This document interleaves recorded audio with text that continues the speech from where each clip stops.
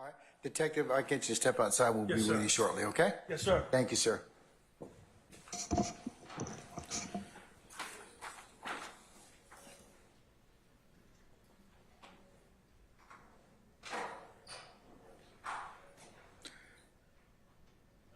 Okay, any further argument?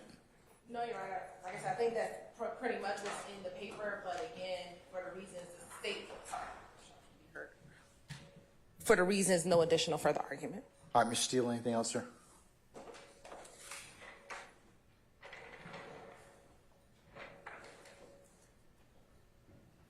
I'm not going to repeat, Your Honor. The only thing I do want to add new is Watley, which is W-H-A-T-L-E-Y versus State, which the state cited 326 Georgia Appeal 81-2014. Watley is not part of the prosecution team. It is a wife statement or a woman's statement or a relative statement. Now I'm not targeting it perfectly in my mind, but this detective is part of the prosecution team for purposes of these overt acts, meaning that it's imputed to the state under Kyles, which is K-Y-L-E-S, versus Whitley, W-H-I-T-L-E-Y. That's the United States Supreme Court opinion from 1995. I could get you the site. It's cited often. Yeah, if you could let me know the site. May I just step back 1 second? Okay. I get it right now.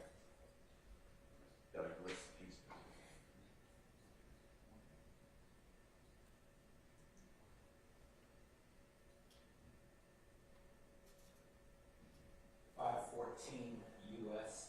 419. 514 U.S. Yes, 419. 419. Thank you, Mr. Matthews. May I just say one sentence and then I'll sit down and let you read? Kyles versus Watley is a Brady case.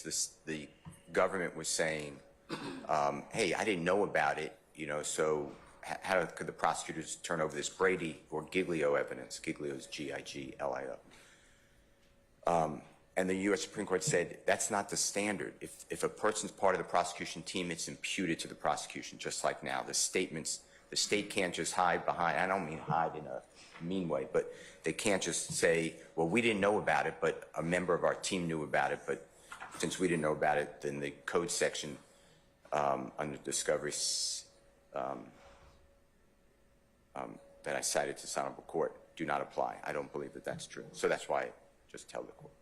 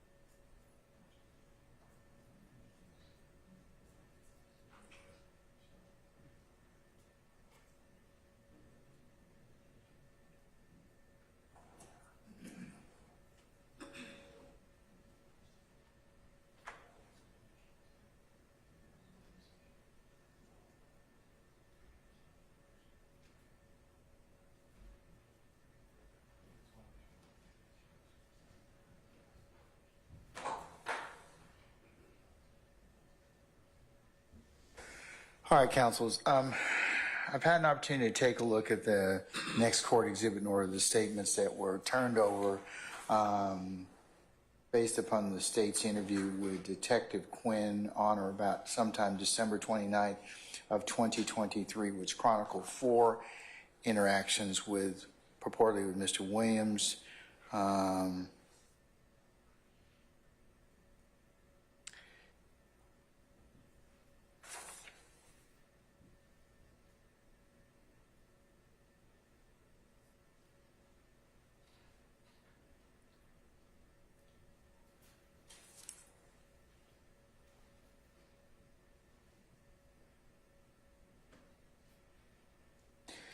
His sister Dolly, and then Mr. Walter Murphy.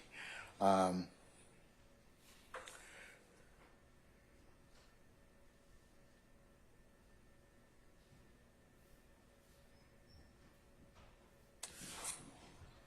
court's had an opportunity to take a look at or consider, for the purposes of this particular motion,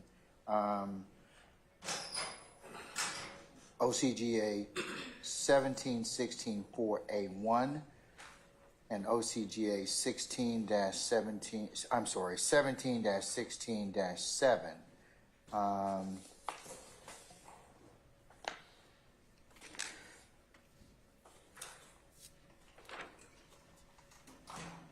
17-16-4A, basically indicates that statements should have been, are to be disclosed at least 10 days before trial. It has some other disjunctives or soon thereafter. And then 17-16-7 basically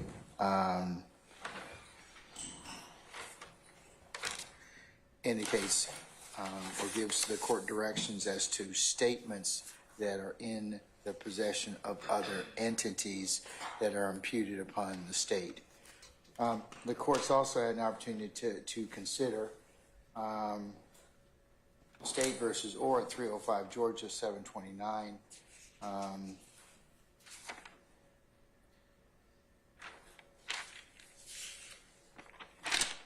As well as Whitley at 326 Georgia Appeals 81.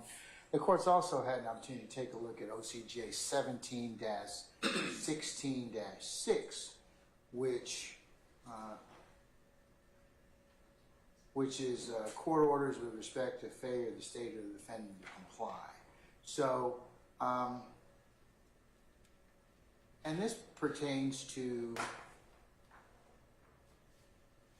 the discovery statute. Any time during the course of the proceedings brought to the attention of the court, defendant or the state has failed to comply with the requirements of this article, the court may permit the defendant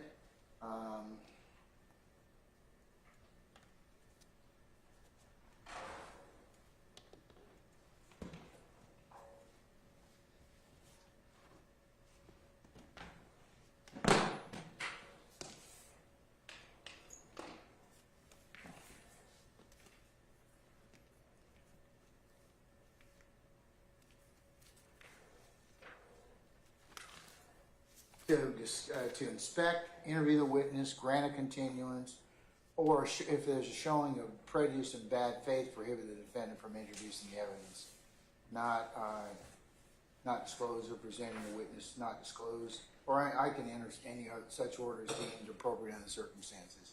So in this particular circumstance, it is of the court's opinion that the state didn't act in bad faith. This is part of the prep that they did for this particular trial. The reason the court asked how long that if Detective Quinn had been interviewed or sought to be interviewed in regards to these particular 4 interactions, because that's what the court would allow the parties to do. Having heard Detective Quinn's interactions and giving the Mr. Williams' counsel as well as the state an opportunity to take to examine him, and also if the statements were turned over to Mr. Williams and other members of the defense team on around December the 29th of 2023, today is March the 25th of 2024. The parties have had some 3 months or thereabouts to talk with Detective Quinn about any of these four statements.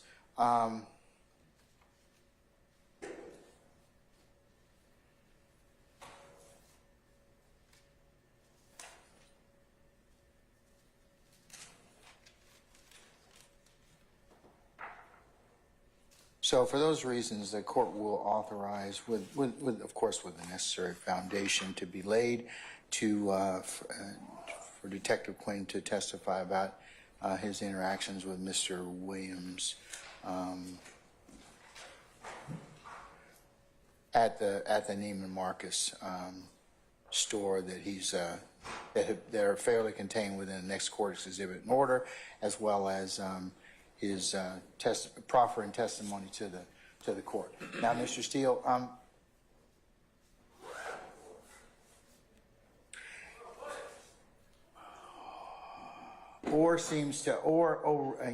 there wasn't. What was the other test in Georgia? I'm trying to remember. Mallory test. Is the state going to comment on Mr. Williams' silence?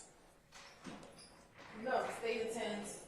I don't think Mr. Williams was silent at all. I think he responded based on what Detective Quinn provided. Mr. Williams' response was, "I wasn't a part of that. I'm a rapper."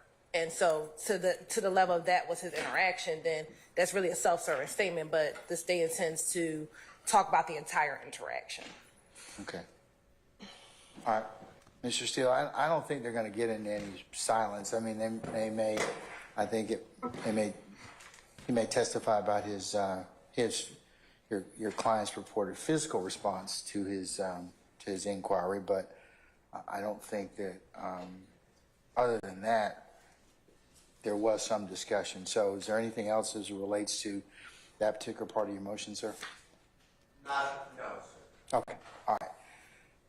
All right. Is there anything else I need to take up in respect to this particular motion, Mr. Steele or Ms. Hilton? But I will authorize the statements to be admitted, subject to a foundation. No, not on behalf of Mr. Williams, sir. Okay, all right. Folks, unless there's anything else, let me let you all take 5 minutes. Are all our jurors here, Sergeant Ingram? Okay, for those of you who need to take a comfort break, let's go ahead and do that, and then we'll go ahead and call for our jurors, okay? Is there anything else I need to take up before I call for our jurors? Nothing from the state. Anything on behalf of anybody else? Not on behalf of Mr. Williams. Okay, all right. We'll be in recess about 5 minutes.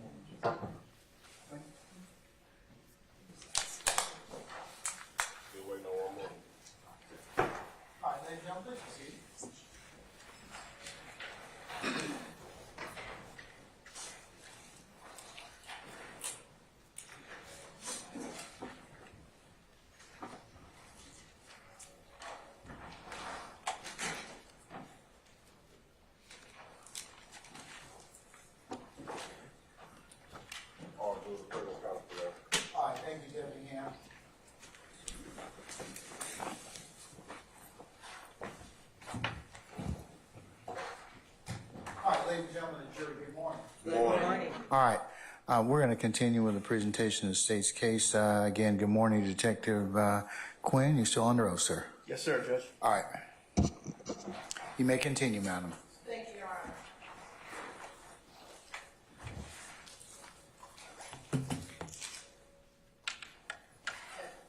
Good morning, Secretary. Good morning, Ms. Hilton. Before we start, I noticed on here there's an error. On 9/17/13. Which one are you referring to on this? What exactly? Looking at the flip chart, Your Honor. Okay, all right. When looking at the flip chart, I have 9/17/13 jail call. Is that incorrect? Is that when you had your interview with Adrian B on 9/17/13? That's correct, yes.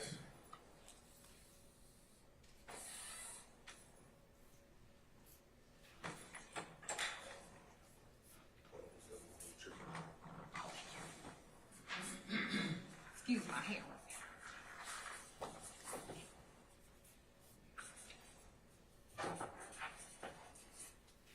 And to kind of go back over, since we've had a weekend, on 9/11/2013, that's when our incident occurred. Correct. Is that when you spoke to both Eduardo Nava Flores as well as Detective Robeson L? Yes, that's correct.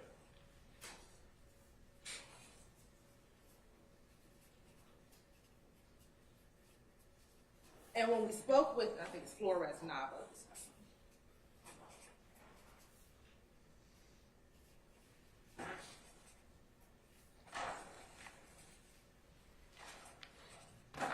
And last week, we listened to the recording that you did with Mr. Flores Nava. What's the basis? You have an objection, sir? I do. All right, what's the basis? Repetitive, asked and answered. Leading. I'll sustain this to leading. You can rephrase, madam. Thank you, Your Honor. Last week, the interview that we heard, was that the only interview that you did with Mr. Flores Nava? Correct. All right. And as it relates to any other interview, I don't think I asked you this, did you receive any other recordings of any other interview with Mr. Flores Nava? I did not. And did you delete any interviews with Mr. Flores Nava? Not at all.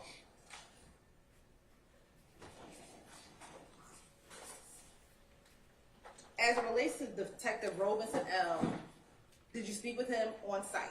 I did. Right. Do you recall if Detective Robeson L. provided you any information about how many individuals he saw when he first approached the car back at the apartment complex? What he actually spoke about was the person he saw with the gun. Okay. Do you recall him talking about any other individuals he saw within the car? Well, I know he mentioned the driver because he told me he stood in front of the car with his his service weapon pointed at it. Okay. So he at least saw two individuals. Yes. All right. Mr. Flores Nava, how many individuals he said he saw get into the car? He said 4. And he said they were male or females. He said they were males. As far as Robeson L., how many individuals did he say got into the car? The driver and the person he started shooting, were those males or females? He said they were males.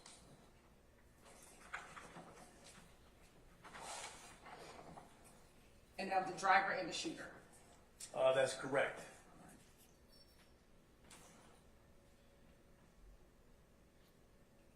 As it relates to September 11, 2013, you also received information from Booker Higgins. I did.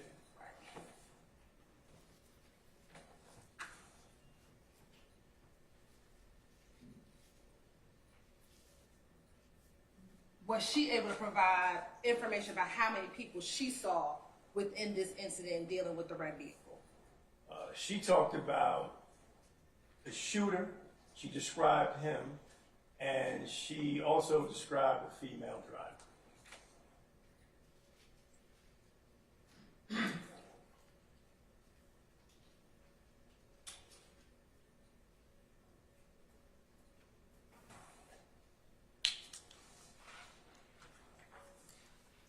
Did you also get information from an Officer Antonius Black and Officer Ashley Davis? Yes. Okay. And what was your understanding of their roles in this entire incident? They secured people that were inside of that burgundy Nissan Sentra that crashed into 126 Cleveland Avenue Laundry. And where were they seated? They were actually on the parking lot doing paperwork, out of service, not patrolling, just on the parking lot in their patrol vehicle. And first, looking at Officer Antonius Black, do you recall how many individuals he observed coming out of that vehicle? All this What's the basic objection, sir? competitive A and B competition clause hearsay is repeating. Your Honor, may I respond? Yes. Officer Black testified, and he is the investigative officer that used this as a part of his investigation. I'll rule the objection. As it relates to Antonius Black. Yeah, there was a statement I reviewed of Antonius Black. Okay. And do you recall how many individuals that he observed coming out of that vehicle back on September 11th, 2013? He identified 4, 3 they took into custody. Well, 2, he and Ashley, I can't remember her last name, but his little partner, took into custody. And do you recall if he said they were males, females, males or females? Mr. Black said they were males. And then what about Officer Ashley Davis? Your Honor, can I just have a continuing objection saying? You may, sir. Thank you. Officer Ashley Davis also said 4 males.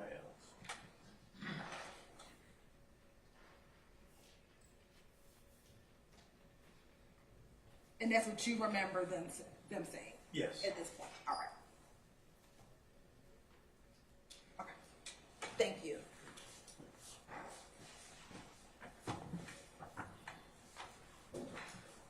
Your Honor, we're going to finish continuing the playing of Exhibit 176, Charlie Bravo, and beginning at 11/12/25. Yes, ma'am.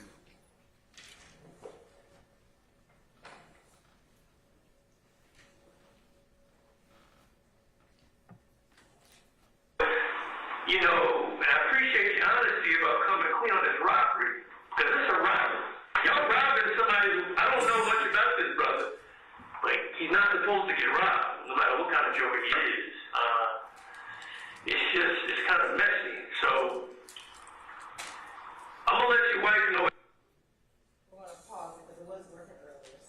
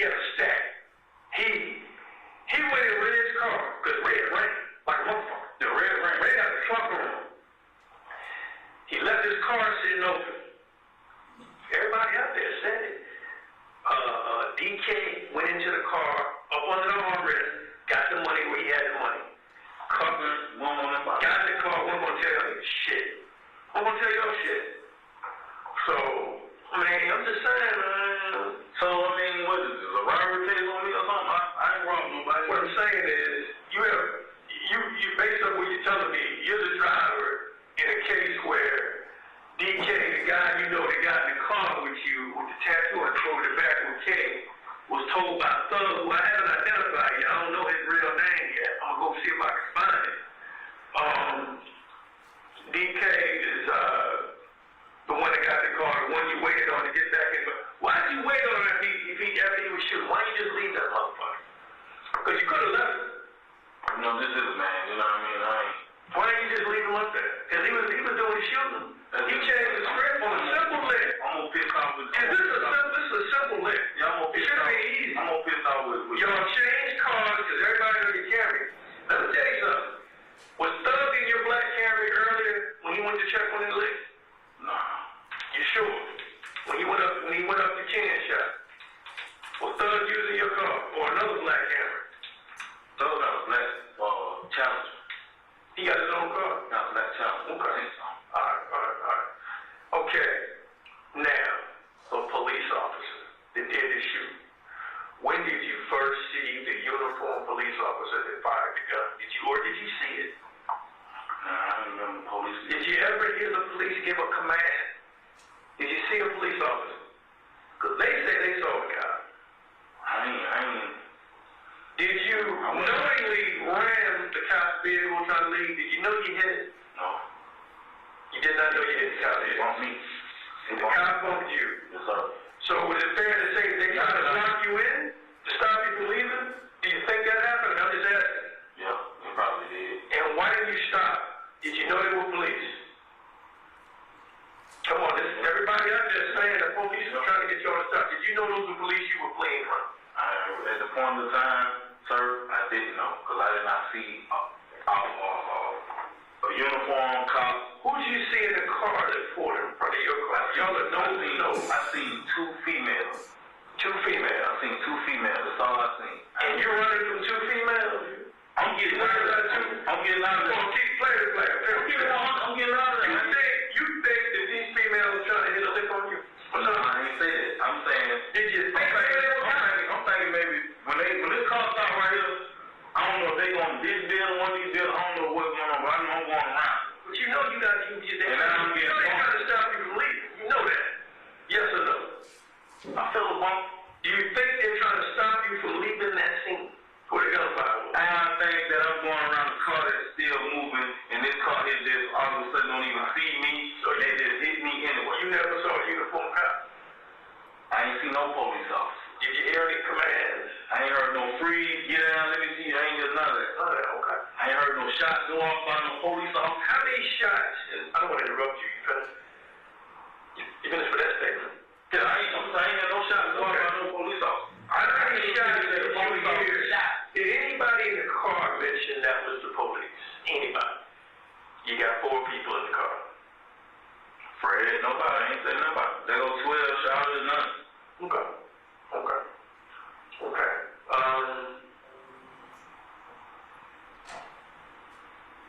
You know, this is an interesting situation, man. Y'all went through that yard, hit all the tricycles and shit. Could have been kids on them bikes, man. I could have my own wife. Oh my God, you could have.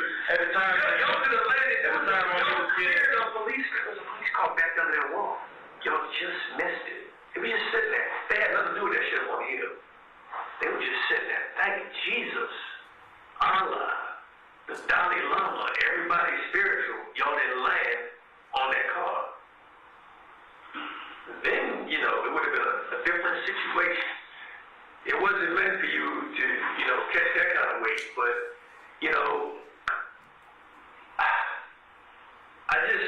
you seem like an older brother. Why you got involved with these young men? You say it to your wife over and over again when I listen to it.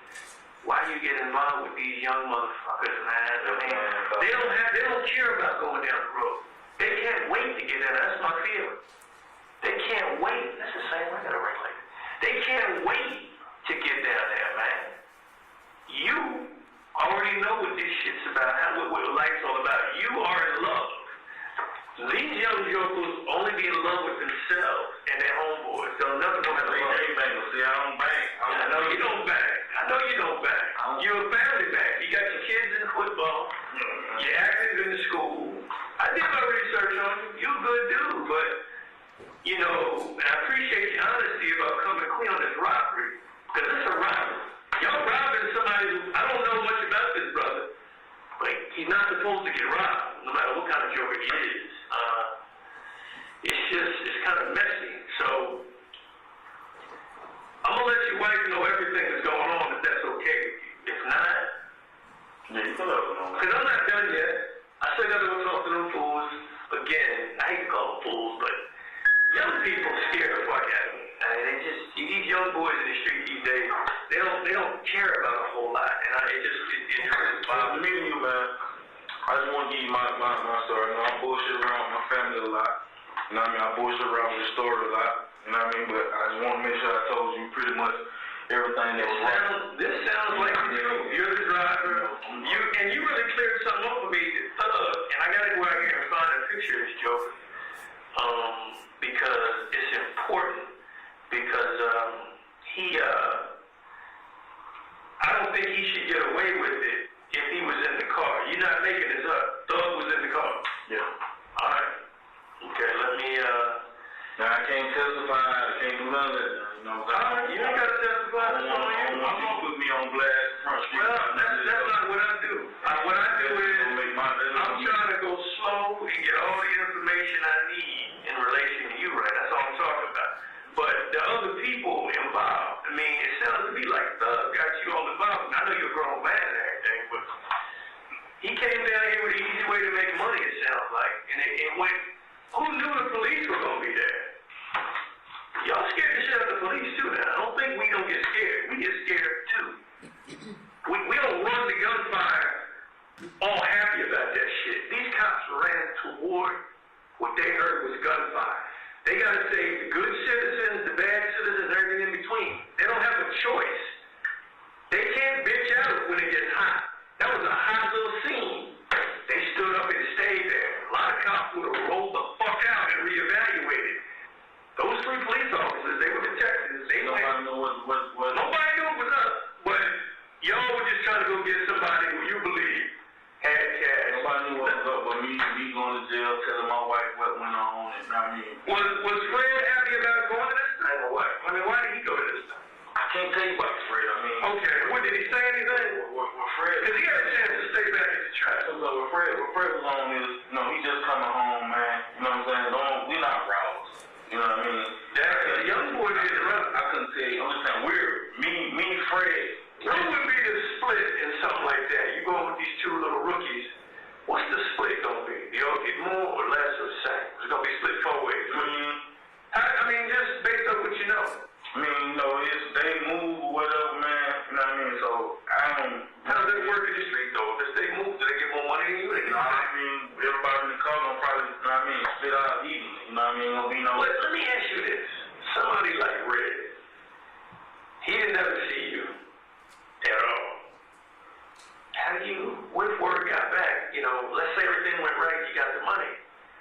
Is this just Atlanta? Because everybody tells me, everybody takes turns robbing each other. Is that the truth? Yeah, they do that in the city, man. I've been robbed. It's been going on this year. And you've seen Joe in the store? I've been robbed 4 times this year. And you probably been seeing the person that robbed. You know what I mean? Have you? Or you know where they are? I ain't gonna tell you that. Oh, you don't? I've been robbed 4 times. You know, it is what it is. We got hustling in these streets. I mean, you can't pick up the phone. But when the game first started, I know you were young. They just took my drugs or something like that. So, you know what I mean? It's all drug money, it's weed, you know what I mean? They selling weed, drugs, you know what I mean? So, you know, who's gonna call the cops and tell the cops that I just got a wrong drug money? You got people coming from North Carolina, all different types of states coming out here and getting took off for their money and getting something back. They don't even report. You know what I'm saying? Now they gotta go talk to their boss manager. Like you say, this particular day right here, police was on the scene, you can't get out. Why didn't you call off? You weren't sure they were cops? Or what? You just weren't sure? I didn't even know what. But you on the tape.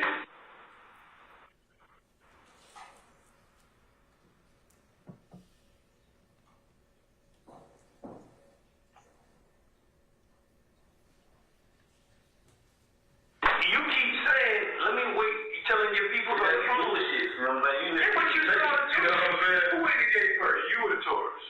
The Taurus was in the gate first. They probably behind somebody to get in because they didn't have no gate keys. I was behind the Taurus.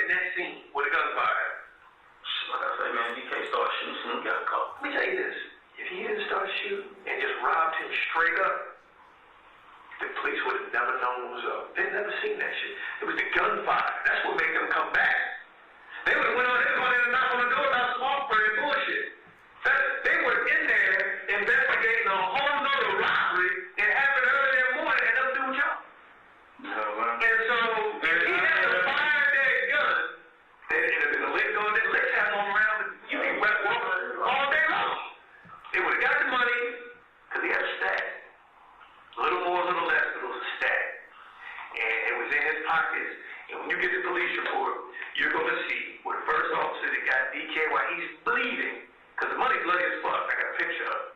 I went and we'll pick him up now. Bloody fucking money. So he hit in the legs, which I think happened in the car.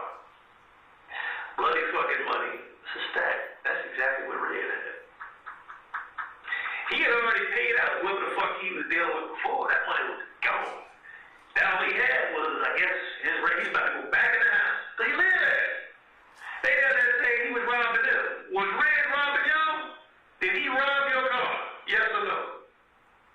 No? Yes? No, Red robbed. Okay, so let me tell you something. It doesn't make sense to me. I used to go with Red mom, man. Me and Red, we go way back, man. But check it out. I can see Red right now, man. And Red knows straight up, man, that if I knew that was Red, man, if that was Dirty Red, it robbing would never happen anyway. You know what I'm saying? Well, the thing of it is like this. If I was seeing Red, man, So you know which Red is running. if I seen Dirty Red running, I told Dirty Red then, hey, Dirty Red, oh, DK, you tripping, man. These my people. These are my people. Okay. So you thought it was some other Red that had You know what I'm saying? I didn't know this dude. Yes or no? You thought it was another Red that had that check? Yes, sir. Okay. I didn't know this dude was my fault. And when I say that check, I mean the money. Yeah. Whatever, how much it was. No, it's stolen lick anyway. It ain't my lick. Okay. All right, it's their intelligence. They create the intelligence. Yeah. They get the leg work on the lick. And they move, so it ain't, What's getting on it? I don't know if you have 15,000, 1,000, or anything. You know what I'm saying? I don't know what he got. But I know, never knowing the person that I know who it was, I know these are my people. And I would never rob my people. Well, you know he lives there? Did you know Dirty Red lives there? He don't live there. Okay. Because He don't live in some of them. let me tell you something with Little bees with the glasses live in some of them. well, he got something up there. He got a little bit there. They probably keep the little weed up there in some of my apartments. He could be the trash. I don't know. He be up there. He don't live up there. Just like some people might think you live down over there. You know, he live over there. I know Red don't live. I know But he his mom- be there. I know his mom and them. I know where Red Man live at. Well, what I'm saying is, did he pull out on y'all and try to rob y'all? Is the question. No, sir. He Okay. not. All right, let me go see if I can find this picture of this boy with the crazy hair. Look like a girl, I guess. So what? I'm asking all your questions. Let me get this guy the picture. I gave you everything. You said his name was Jeff, right? Yeah. Let me look up something. I'll be right back.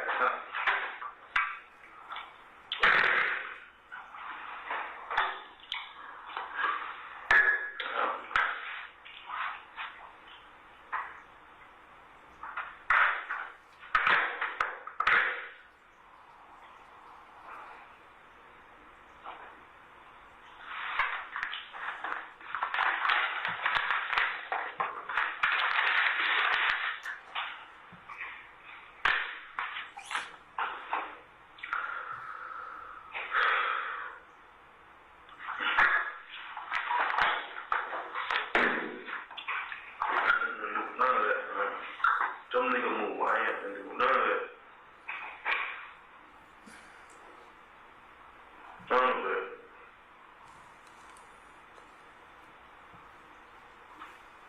Talk about calling and take me for money, man.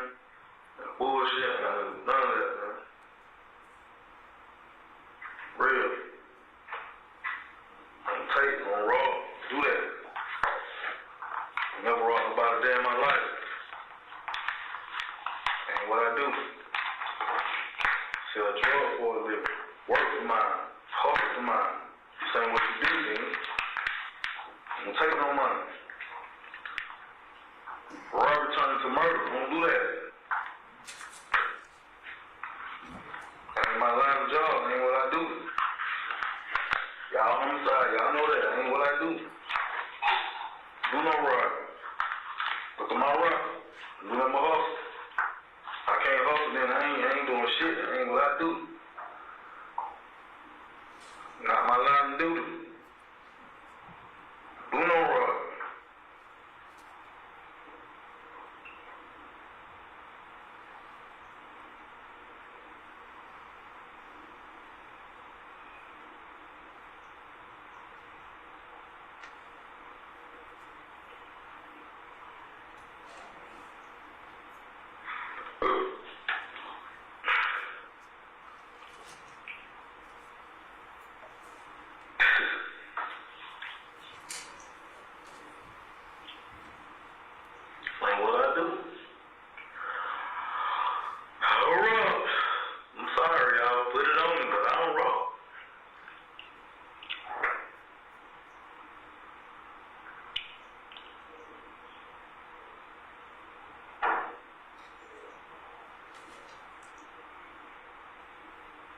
True.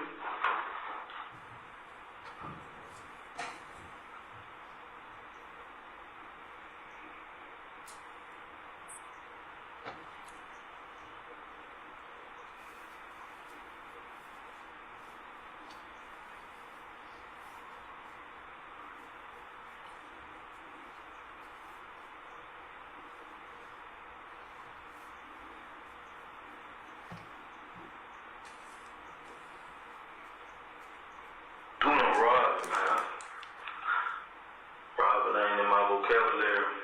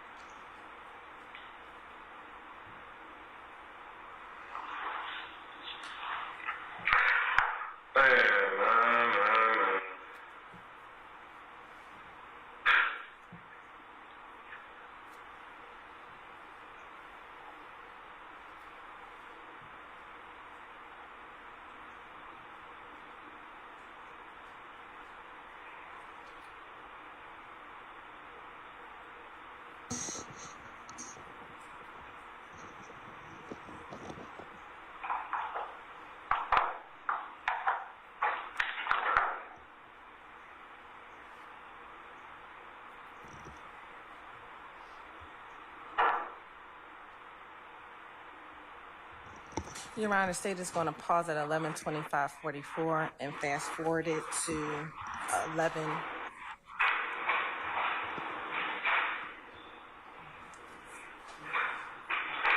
All right, madam. And I'm going to fast forward to 11:45:32. Okay.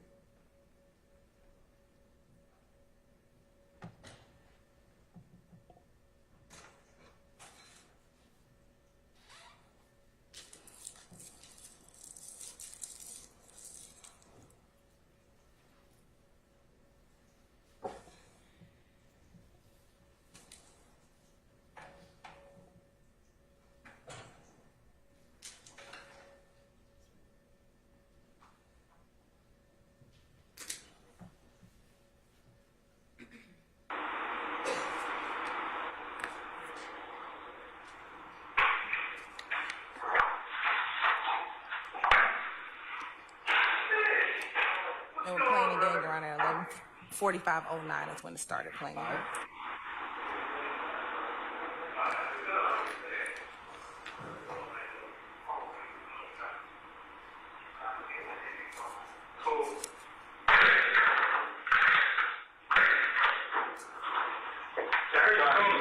trying to hit you on the thing. How did you? Yeah, it goes right to my desk. It goes right to my desk. And based off this, oh, you need the bathroom? Yes, sir. Okay, right, we're going right outside the door. You said young son got crazy hair like a girl. This kid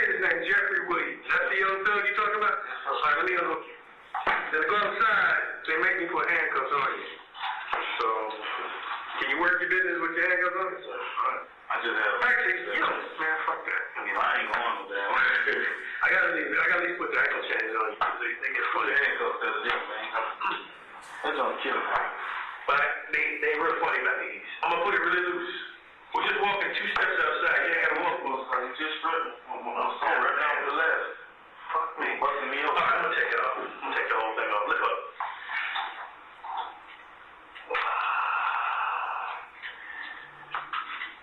Now, how long have you known Thug? You say you knew his daddy. I've been on the dad since the football field for like a couple of years He ago. used to play football with skinny kids. I know dad coaching my son 2 years ago. All right, I gotta put these on. No, put it on front. Down the Roselle fan. Say it one more time. Down the Roselle fan recreation center on Cleveland Avenue. Oh, that was new when they built at the end of the road. Never been in there. Been that way. I know, but see, I was over there in the 80s. It was still new to me. I was over there back when all that shit was hot. All right, ready? Good? All right. All right. Hey, man, just trying to make it happen. Oh, yeah. Whenever I step out, I keep it going because, you know, the time I feel I'm using it out. Yeah. Well, I keep you going because you never know about this. Because sometimes it works. Well, this is going to be retired. Huh? It's going to be retired. That's a rule. I wanted to keep going because in 2 more years I will be retired. But, now, it's going to be in the, 2 summers left. Now, I go back and forth to the DA's office when I started to start. They have to retire. I want to retire. Don't we all? I definitely want to. You know, that's your first, couple of years when it's all doing fun. Well, that's where it's all. Did you really? You make sure I'm for paycheck anymore. It's incredible. I don't know. It's just different for me. Everything's changed. It's just how I remember. I don't remember this shit at all. Society's changed. That's true. Generation. I agree back in here.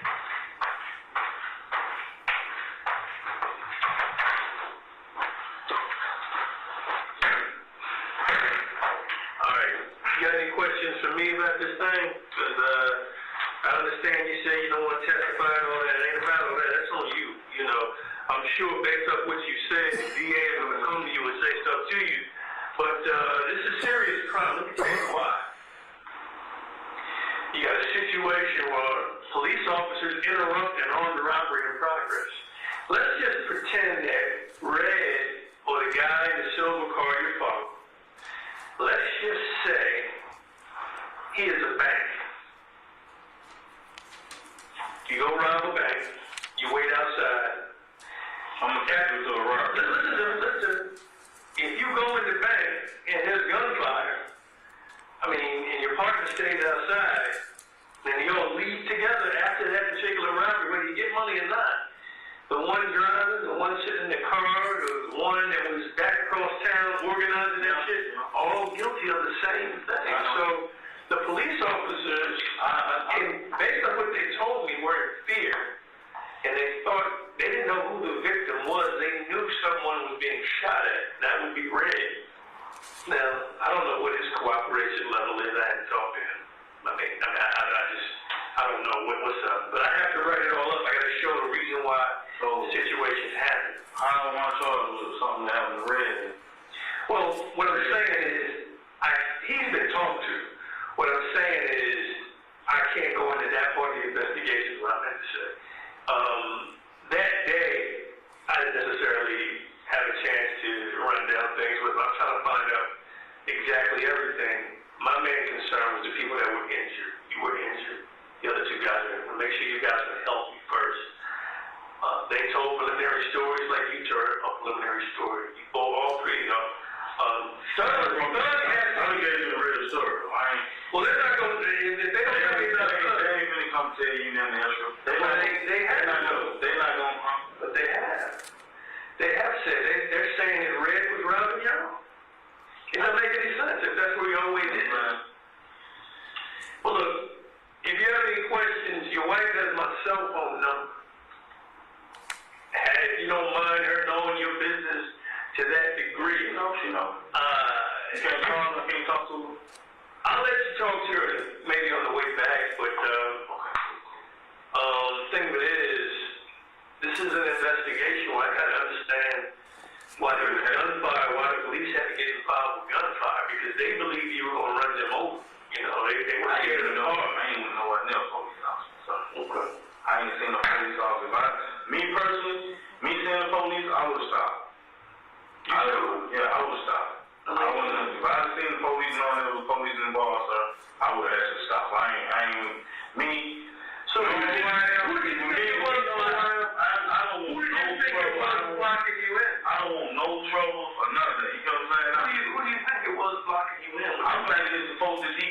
You know what I'm saying? Exactly. You know what I'm saying? I ain't gonna you thought it was the people. You know what I'm saying? I'm thinking it was robbed. Yeah, I'm thinking maybe. You know what I'm saying? We getting combed off here. Cause I ain't know nothing about. Oh, okay. So you think that the victims are retaliating? Yeah, you know what I'm saying? Oh, I ain't seen them. If I seen blue suit, shit, I'm stopping. Okay. Well, everybody, the witnesses from the party, Just like I said, the ones that looked through their windows saw the officers in full uniform. They got out of the car. Yeah, I don't know what they seen. You know, I can't. You didn't see it. I'm driving, so I can't tell you. Well, here's the thing. Here's the thing. Who and what's what. Let me tell you why I don't believe that. And I'm just keeping it real with you. The reason why I don't believe that, again with the tape, I'm not going to bring it back out. It's going to be in my report. Tell you exactly what you said. You said that when DK got out of the car and started hopped out the car, started busting, 12 backed up in the Taurus. Now, I know who the fuck 12 is, you do too. 12 ain't backed up in no car. Listen to me, you already told me the car backed up, the Taurus. See, back when you came was in front. Well, whatever I'm saying, Yeah. you know it's the police because you called them 12. Then you said 12 started shooting into the car. That's on the tape. You're talking to your wife and the other dude. Y'all talking, you saying 12 shooting, police shooting. You even said, well, listen to me, you even said DK was shooting at 12. That's what I'm going to put up as evidence. So everybody there knows, hold on. Listen to me. What I told you. Everything that I told you. Hold on, Bing. Everything I told you. If you don't clear this up, I'm going to present what I got in those jail conversations. And you're saying you knew it was the police because you're calling them 12. Everybody in the street know police is 12. This is what I'm telling my wife. You need to understand. Everything I'm telling them. It makes sense to me. That other got hit by a police car. Well, I know it's 12. You feel what I'm saying? I mean, you knew it was 12 up there. I know it's number of apartments because you call them 12. Look from the You're trying to get away from 12. Yeah, that's the one thing you're going to hold on to. Not listen to that. I'm telling you. I know it's 12 because the same car ran me over. You're not getting that far right now. That's how I know it's 12. For me to get in here and tell my wife who these folks is, you know what I'm saying? I didn't know these were these people at the time this was going on. So you saying the same car you saw in the parking lot that blocked you in, eventually the car that ran you over. Well, the one that was near your car. You see what I'm saying? See, that's what I'm trying to tell you. The stuff that I'm telling them, some of that stuff true, some of it's not true. So when did you know it was the police after you got ran over? She hit me with the car, man. I know damn. When I see them, I see the car. I'm like, damn, this is police. Police just ran over the car. So this is the same police. So I can tell my wife in this story. Right? You know what I'm saying? Well, from the beginning, from me to you, I can tell you this is the police. Okay. Because I would have stopped for the police. All right. That makes sense what you said. That makes sense what you said. So that'll be up to whoever makes that decision what they believe. I'll put that down. You see what I'm saying? From the beginning, I can't say this is 12. Okay. But after, yeah, this is the same car that got me. Yeah, I can tell my wife this is the police. Okay. You see what I'm saying? All right. That's your story. So let me get over here. You got a hearing tomorrow about something. Nah, I got to go next Thursday. Oh, okay. For this aggravated assault. I'm gonna talk about that. I'm gonna talk a little bit about that. You already told me. What I'm saying is that's your other business. I don't want to get into that. I got nothing to do with anything other than what I asked you about. I feel like I've been straight up. So right now I'm charged with. Well, what it looks like to me, I'm still not charged with anything. I haven't charged anything yet. I'm working this out. I'm gonna sit down and look through what we did today, and I'll come up with my decision. I'm slow, man. I'm old with this shit. You know, ain't no rush. Like I said, I don't do no robbery, man. I want to get everybody in the clip. You know, but like you said, I'm one of the guys that was in the car, so whatever went on that day, I got to be obsessed with whatever the fuck these niggas I did, so. It is what it is. I just like to know them and not to know, you know what I mean? Why do y'all talk like that on those jail phones? Y'all know we listen. So, why do y'all talk like that on those phones? So free. I mean, understand. I mean, it's really nothing to me, really. I mean, really nothing is just telling me what's going on, you know. I'm going to make I'm going to put these behind you. I'm going to leave off this short ankle chain because you say they hurt you. I'm going to tell her some shit and some shit I'm going to make stories up, you know what I mean? Well, maybe we need to get her involved with anything It's else. going to be a little add-on shit go on with me when it comes time to tell them stuff. You know what I mean? I feel you. You're the head of the household. You get to make that decision. You can't just take everything that I say towards my wife. That okay, everything you said, that's what I said. No, it's the brother that, what I'm saying is, it's the brother you're talking to on the phone. She called for you. She called somebody. You're telling him the story. That's my brother-in-law, Frederick Lee. You talking to Fred Lee? Okay. Yes, sir. My brother-in-law, Fred Lee, which is her sister's old man, O'Shawn. O'Shawn Lee husband.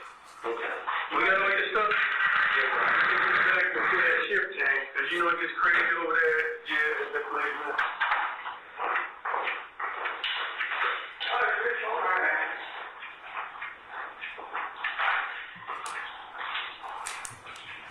And Your Honor, we're going to pause at 11:57:48.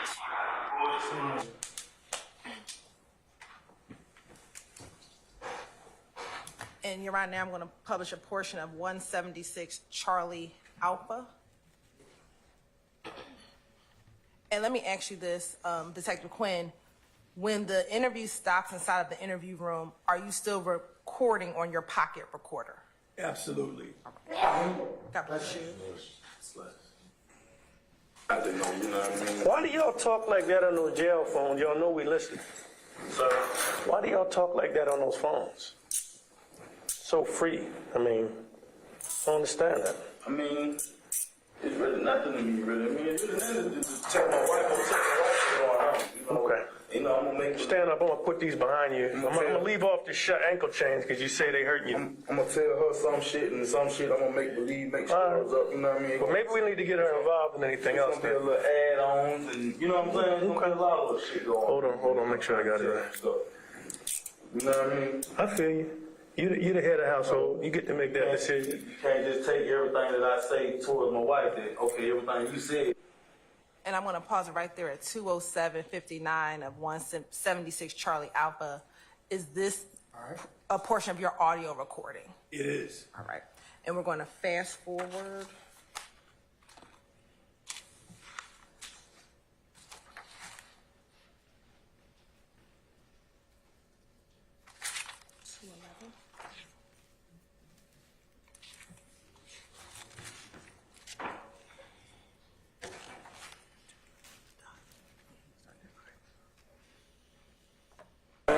They young.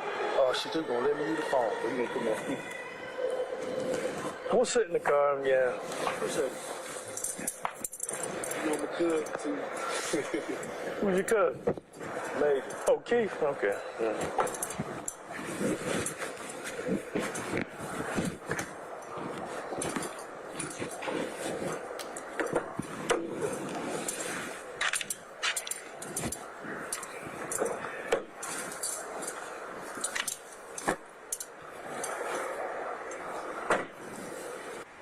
Your Honor, for that record, we started that section at 2:11:00 and paused it at 2:11:27:29. Okay? And Detective Quinn, is this you getting back into the vehicle? It is. And where are you going once you get back into the vehicle? We're heading back to 901 Wright Street to Fulton County Jail. Go forward all the way to...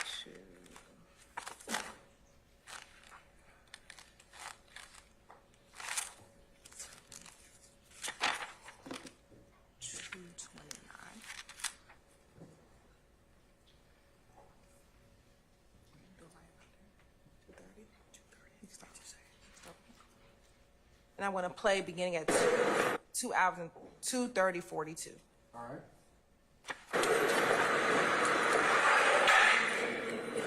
I'm doing well. How are you?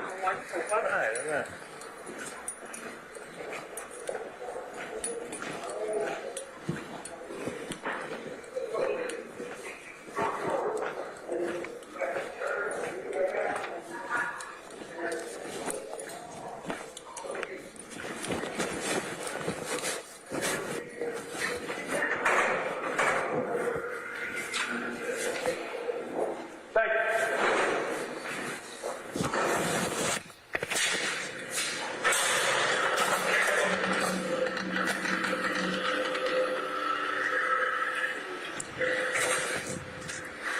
This concludes this interview. transport of Adrian Bean, time 12:20 p.m. 9/17/2013.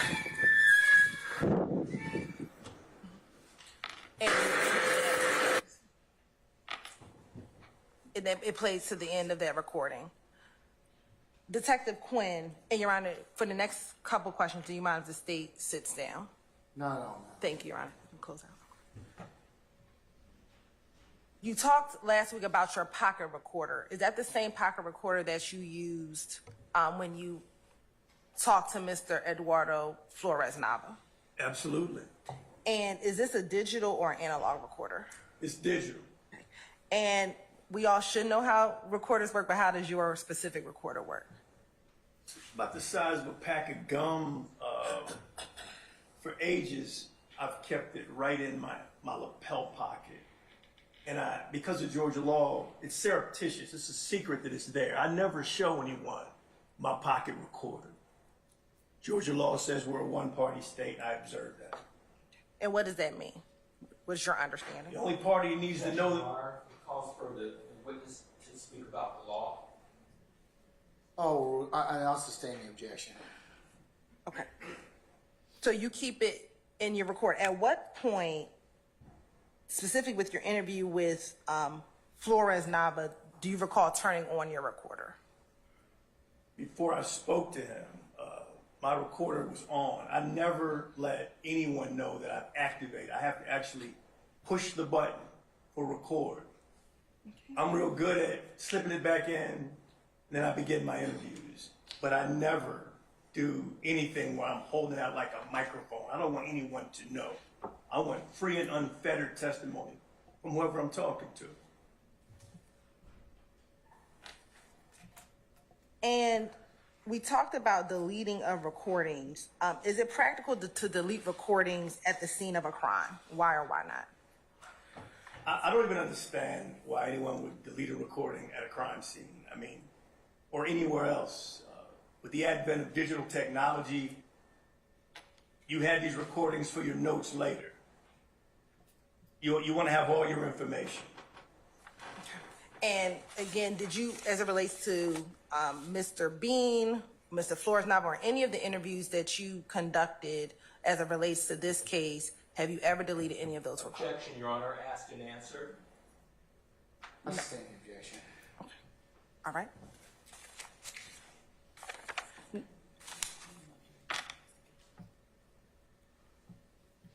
Now, I want to go back to the video interview and go over particular portions of this interview. Okay.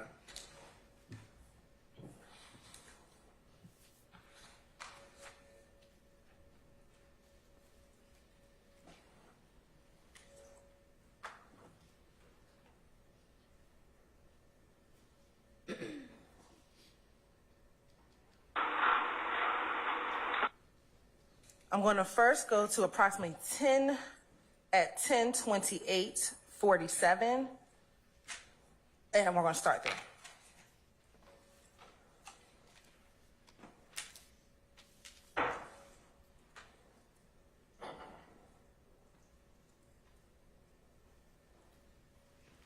And we're going to start a little bit earlier at 10:27:49. Okay, cool. Let me be straight with you. Ain't no cut, no corners. The day we pulled up at my spot. I pulled up at my spot. What's your spot? Talk to me. That's on Macon Drive. I pulled up down on Macon Drive. What's that address? Which you probably seen a black camera on. I can't really remember the address of the spot because I got like two spots. But the first one of the spots that's across the street would be 2246, and I think the one over there is 2323 Macon. Okay.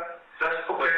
You know, where I met your wife was 2333, 2233. 2230.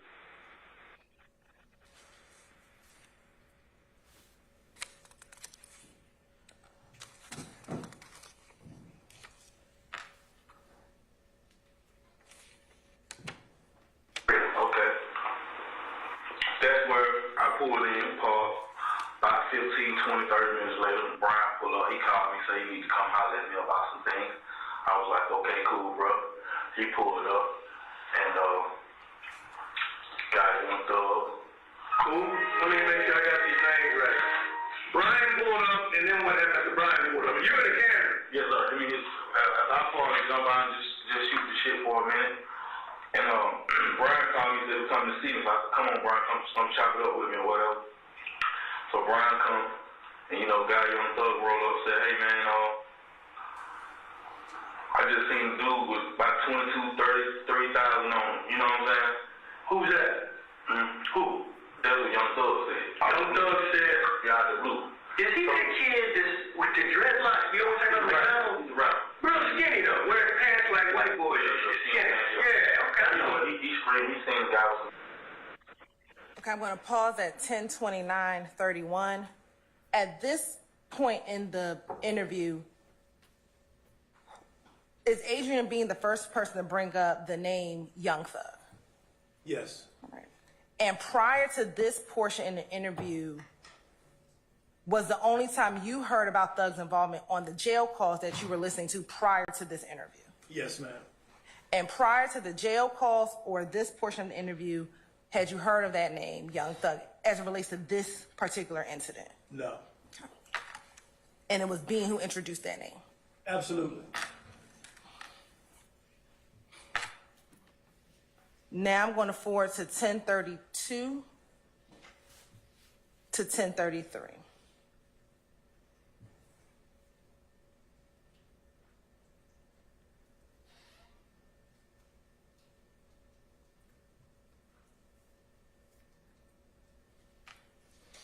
There was a lot of the detectives when they first came to talk to me, and I told them that's probably the lies you talking about. I told them that Big Fred was riding and all like that right there, which I was the driver. Big Fred was the passenger. DK was behind me, and Young Thug was behind Big Fred. Young Thug is A rapper.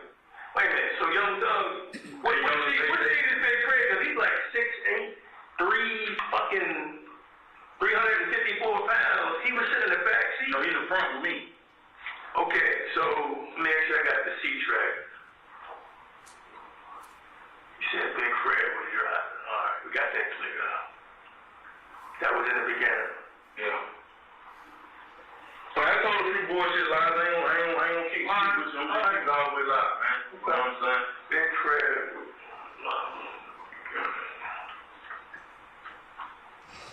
Like I told the police officer, everything just happened so fast that we ain't even, none of this even supposed to occur. So my man just come on spread and So what about the guy with the money? So I'm going to pause at 10:33:46. Now, when Mr. Bean advised you that he told the other officers or he told the detectives, were you aware of who he may have been speaking or referencing when he made that portion of his statement? No. Okay.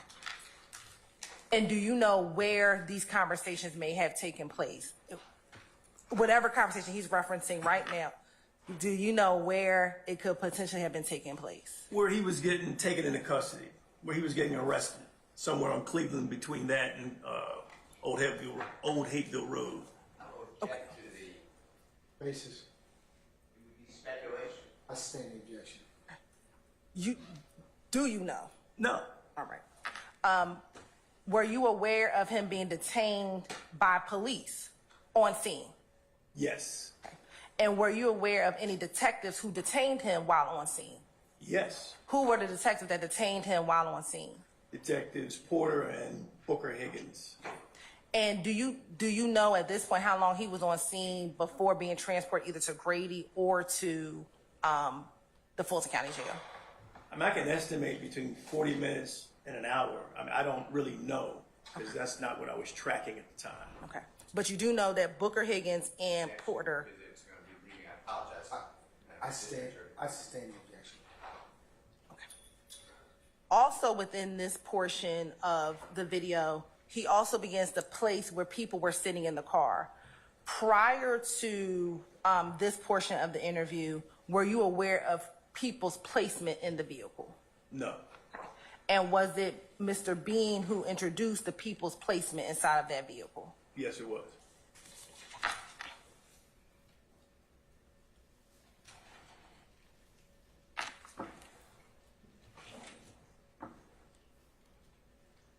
Now I'm going to, excuse me.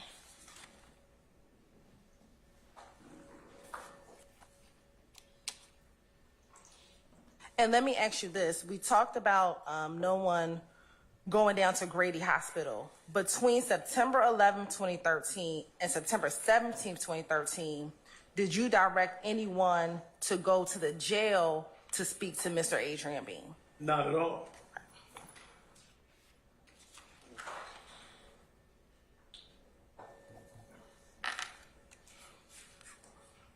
Now I'm going to go to 1034-21.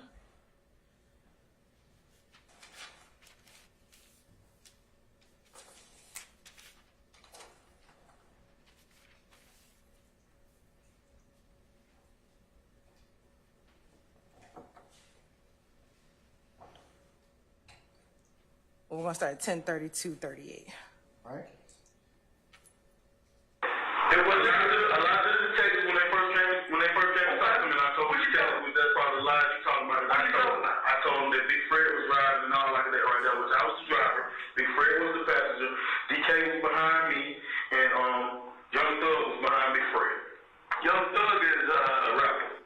Wait a minute. So Young Thug, what stage is Big Fred? Because he's like 6'8", 354 pounds. He was sitting in the back seat. No, he's in front with me. Okay, so let me make sure I got the C-track. You said Big Fred was driving. All right, we got that cleared up. That was in the beginning. Yeah. So I told a few bullshit lies. I ain't gonna keep you with them. I'm keep it all the way live, man. You know what I'm saying? Big Fred.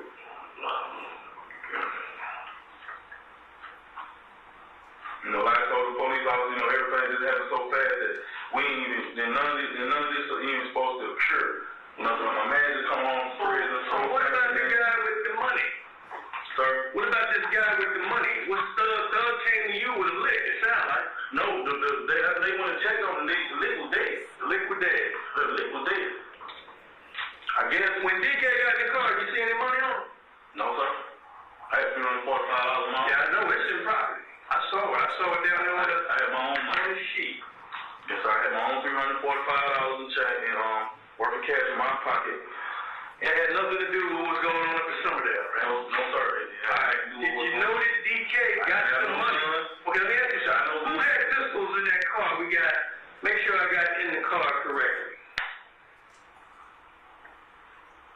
Who had pistols in the car? You got Big Fred with a gun. You got DK with a gun. You got Thug with a gun.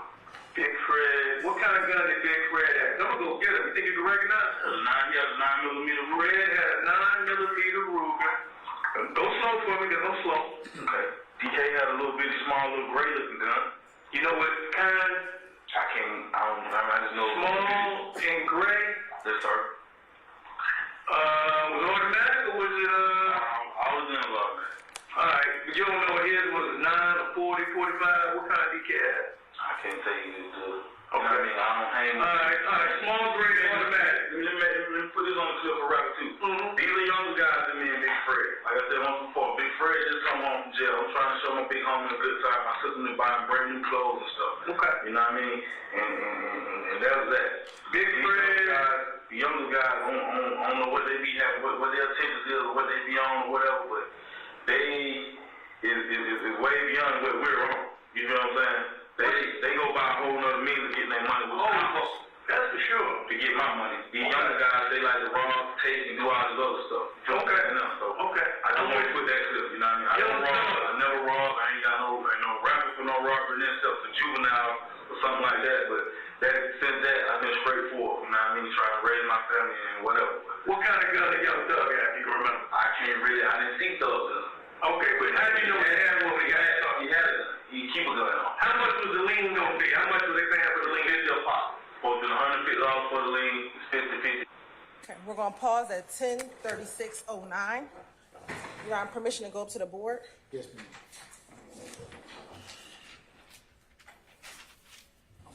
Don't do it yet, but I'll tell you. Now, in that section, he talked about a number of different things. So first, which what do you recall him telling you the placement of everyone inside the vehicle was? He said Adrian Bean was the driver himself.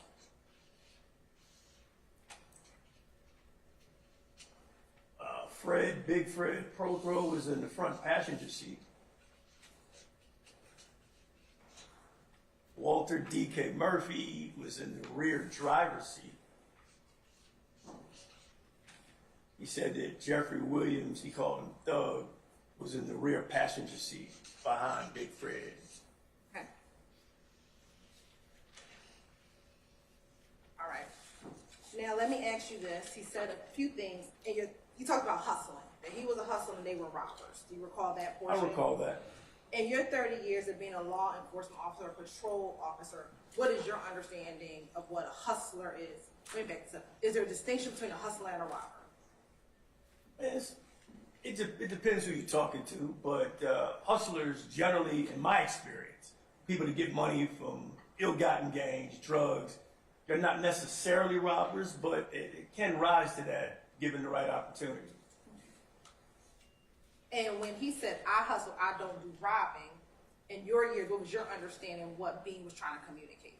Objection, Your Honor, calls for speculation. Your Honor, it's his understanding. I'll rule the objection. Do you have an objection, Mr. Steele? I had the same objection as y'all. Okay. I'll rule the objection, sir. He can answer it if he can. In my experience, Bean was describing himself as a nonviolent felon. He gets his money in the streets without causing any kind of force or harm to people. And that's what he's telling you. That's what he's saying to me. Okay. Now, he also talked about individuals who had weapons in the car. Do you recall that? Yes. Okay. As it relates to Big Fred, do you recall what type of weapon he said that, did he say that Big Fred had a weapon? He did. What kind of weapon does he say Big Fred had? He said Big Fred had a 9mm. Do you remember what kind of 9mm? It was an automatic handgun, and he just said a 9 or 9mm. Okay. Let me go back for a moment.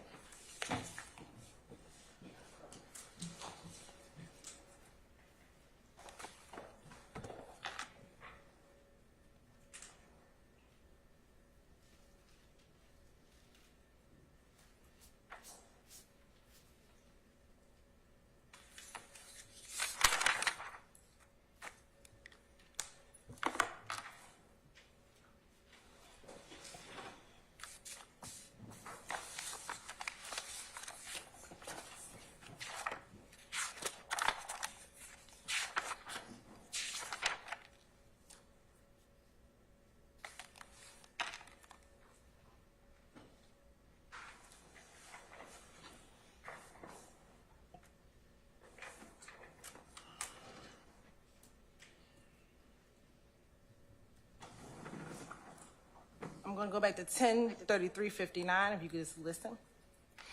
Money on it. No, sir. I had $345 a month. Yeah, I know it's in property. I saw it. I saw it down there on I had my own money. the sheet. Yes, sir. I had my own $345 in check and worth of cash in my pocket. It had nothing to do with what was going on up in Summerdale, right? No, sir. All right. Did you know that DK got some money? Okay, let me ask you something. Who had pistols in that car? Make sure I got in the car correctly. Who had pistols in the car? You got Big Fred with a gun. You got DK with a gun. You got Thug with a gun.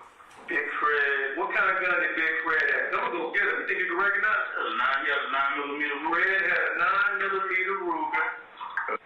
Do you hear what specific type of gun Adrian Bean said Big Fred had?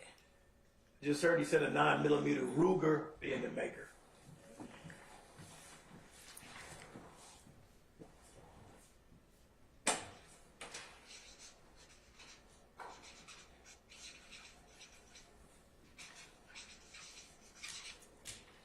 What about DK? Did you recall if he gave a description of the type of gun that DK had? He said DK had a little small gun. I'm paraphrasing a little bit, but a smaller handgun, automatic. Did he give you a color description? Silver.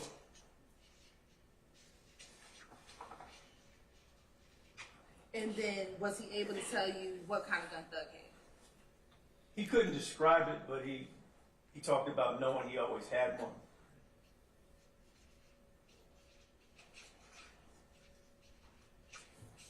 going to show you what's already been admitted. It states Exhibit 102C.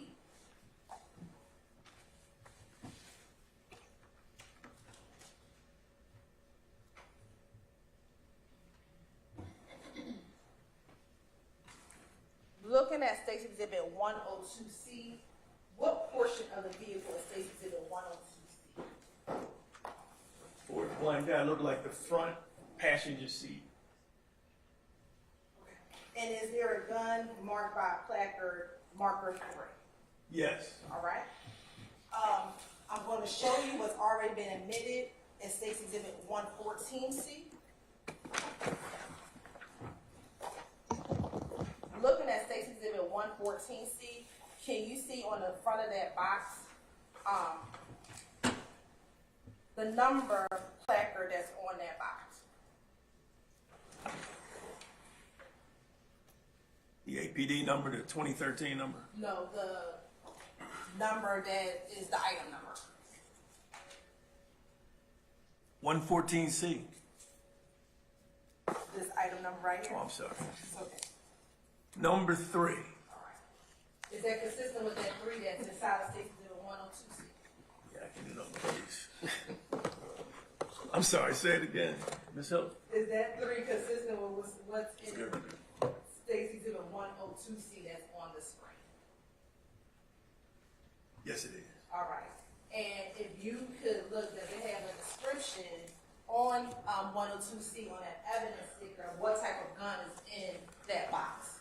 Yeah, this is actually the sticker I printed out back in 2013 myself. It's one black Ruger 9mm pistol. Okay. And if you can open the box.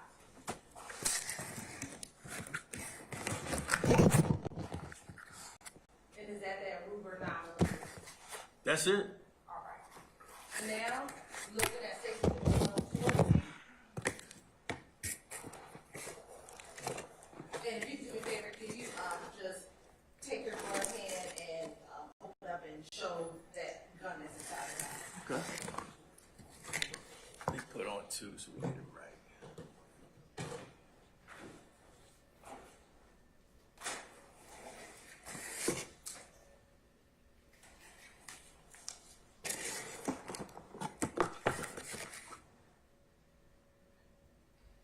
All right, thank you.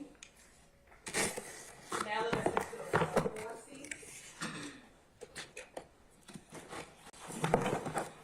Are those two, what are we looking at, 104C?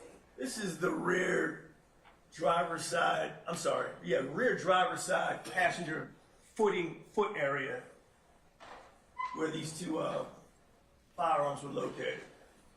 And showing you what's been already admitted is 115C and 116C. Are those the 2 weapons that were collected from the back of the vehicle?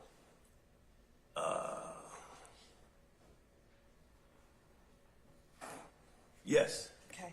And if you can open up both 115 and 116C. 15 right here. And if you can hold that up. Again, does it appear to the barrel of that gun to be a silver barrel to that gun? Yes. Okay. And what about looking at 116C?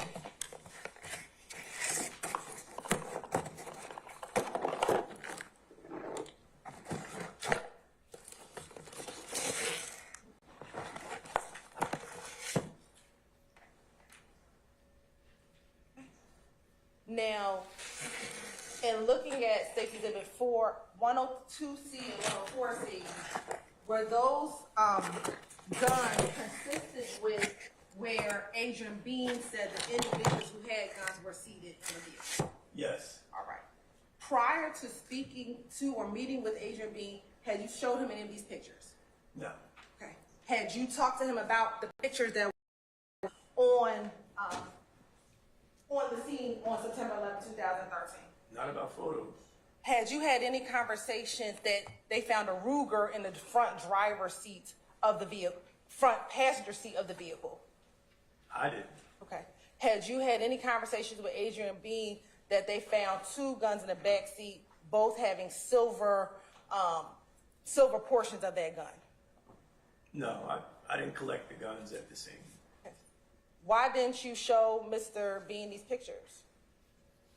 I just wanted his testimony without any prompting. You can take that down.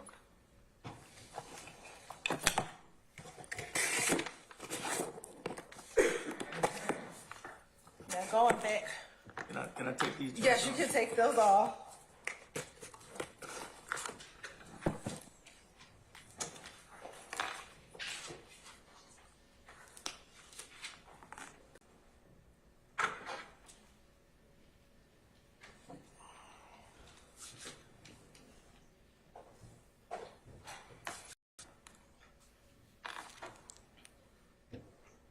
That one goes to approximately 10 minutes and 37 seconds, 10 minutes, 10, 37, 10.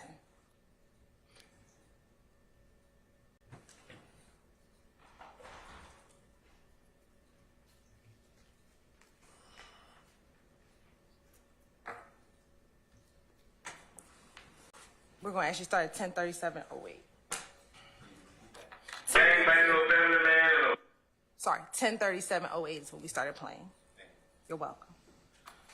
I come home from prison. So you know what I'm saying? So DK, who's he friends with in the car? Thug.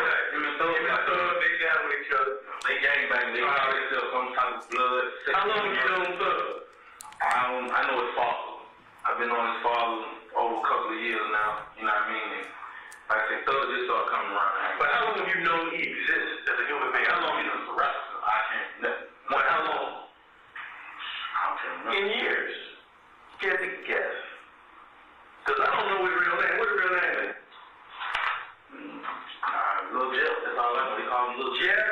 We don't know his last name. What is daddy's last name? I don't know his daddy's last name. I know his dad's name Jeffro. Lil Jeff. Jeff. Okay. I'll figure that out before we leave. Man, it's not hard. So the guy in the club with you is Candy Cat. If you saw a picture of him again, would you recognize him? We're going to stop at 10:38:04. During this portion of the interview, do you recall asking Mr. Bean how long he had known Young Thug? Yes. And do you recall him or hear him say, I know him, he's a rapper since I came from nothing? Did you hear when he said that? I heard that, yes. Okay. Were you aware or familiar with the mixtape by an individual Young Thug titled I Came From Nothing? Who, me personally? Yeah. Nah. Okay. Mr. Hilton, before you posit your next question, ladies and gentlemen, comfort break? Sure. Okay, all right. Let's take 10 minutes and then we'll come back and see where we are in terms of lunchtime hour, okay? All right, we're in recess for 10 minutes. All rise.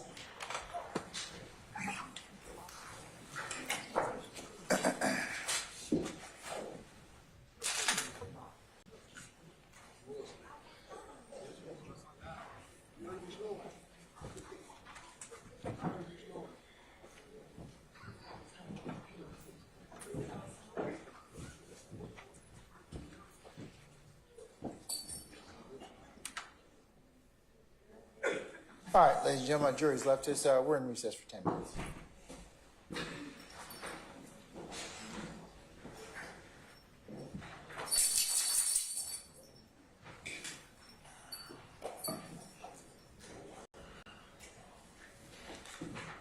Take the cord. Take the cord.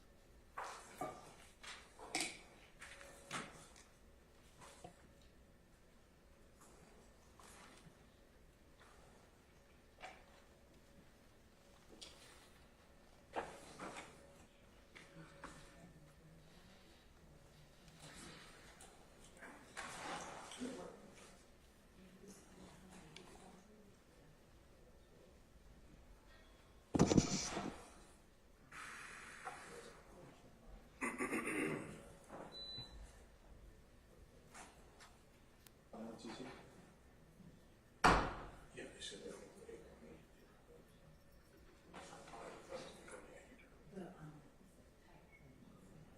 Don't worry about it. Hey, Wes? Do we have any control of the terms? We rely on it.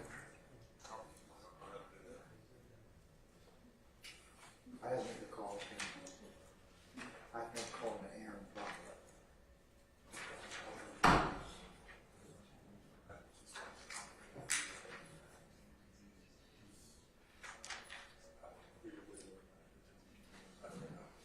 All right,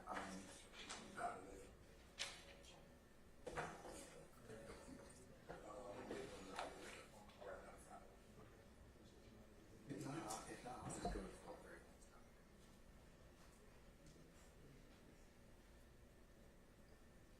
Yeah, I can see.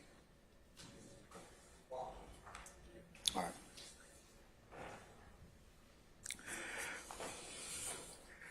right. Council, as I understand it, lunch is available for some of our participants. So I'm going to go ahead and call our jurors and let's just release them for lunch. And then we can come back at about 1:15. All right? Okay.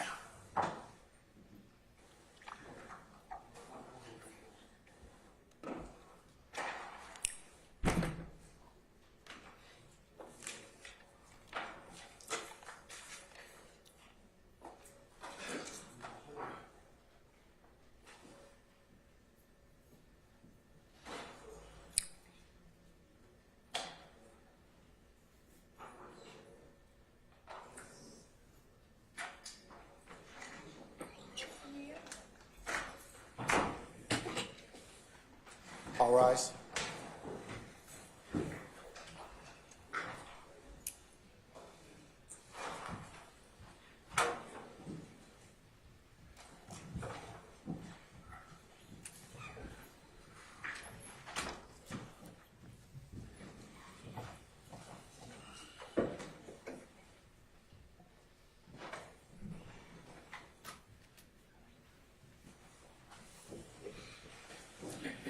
All right, ladies and gentlemen, please be seated. All right, thank you, Sergeant Ingram. All right, ladies and gentlemen, given that it's the lunchtime hour, we're going to go ahead and just recess for lunch and have you all come back for 1:15, okay? All right? Remember the admonitions that I've given you. Detective Quinn, if you'll just rejoin us at 1:15 as well, sir. Thank you, Judge. Okay? All right. Ladies and gentlemen, we're going to go ahead and recess and enjoy your lunch, okay? All right, all rise.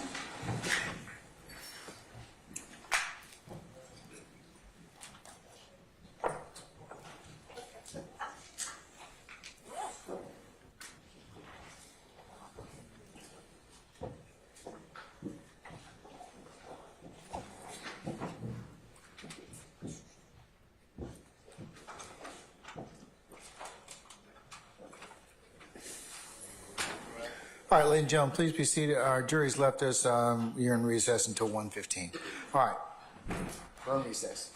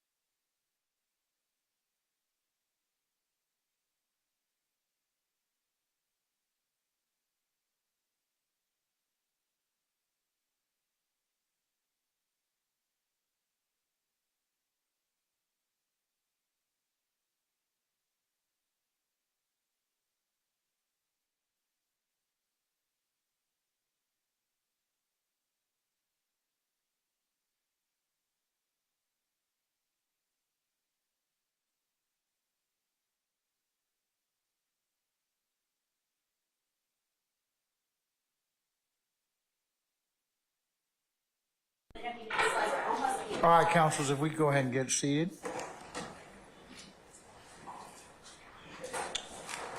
Is that on purpose?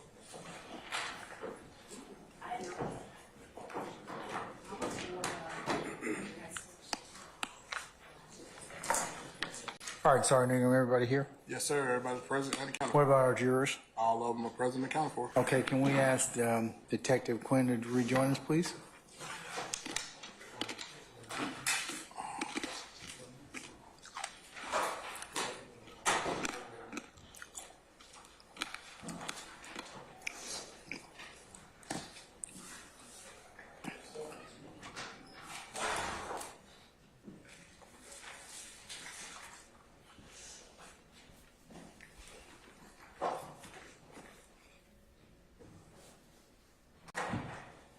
All right, so summon our jurors, please.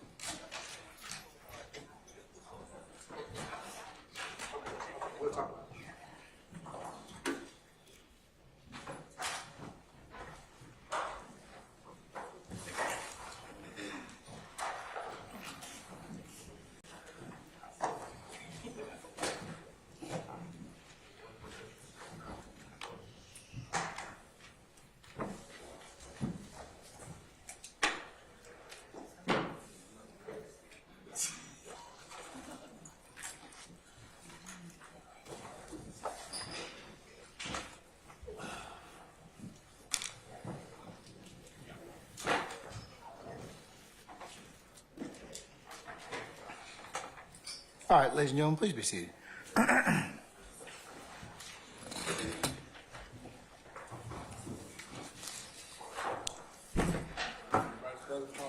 All right, thank you, Sergeant Ingram. All right, Ms. Hilton, you may continue, madam. Thank you, Your Honor. Now, Detective Quinn,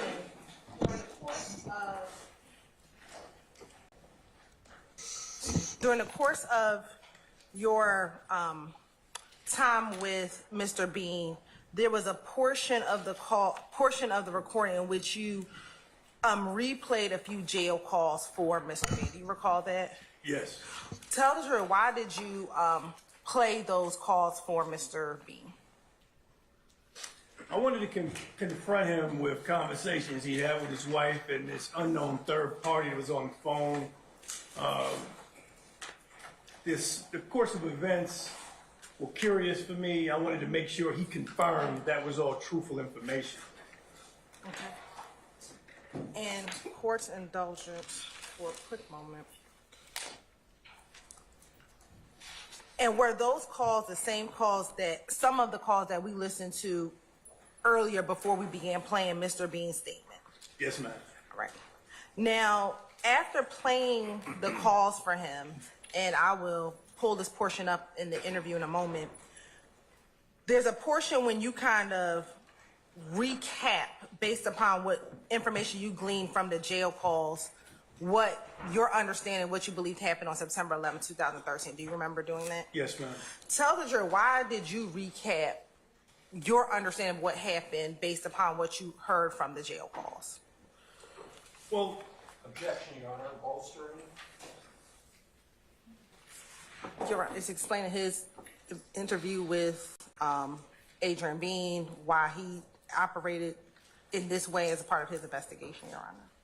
I'll remove the objection. I'll object to that on relevance. The reason he did something is irrelevant. I'll rule the objection. You can answer it, sir, if you can. thank you. Up until that point in my investigation, the driver of the getaway car, which I'm calling the burgundy Nissan Altima, was a mystery. When I listened to the audio tape of the jail calls, I wanted that person, Adrian Bean, who spoke on those calls, to confirm for in fact for me that he was the driver. That's what it was about.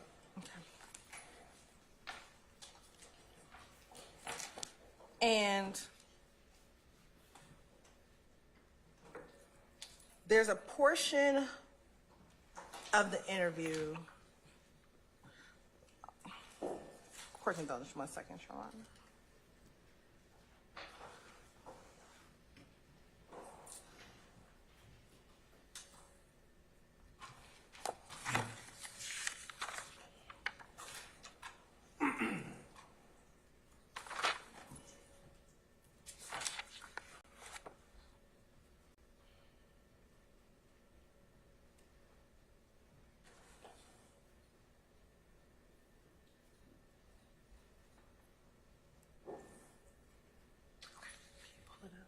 Share it. Can you go to 10:59?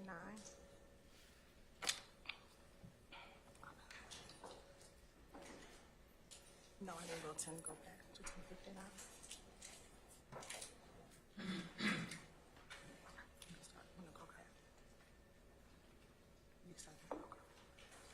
And yeah, when we share the screen, we're going to start at 10 minutes and 57. 10. Yes, ma'am. 57. On state exhibit 176, Charlie Bravo.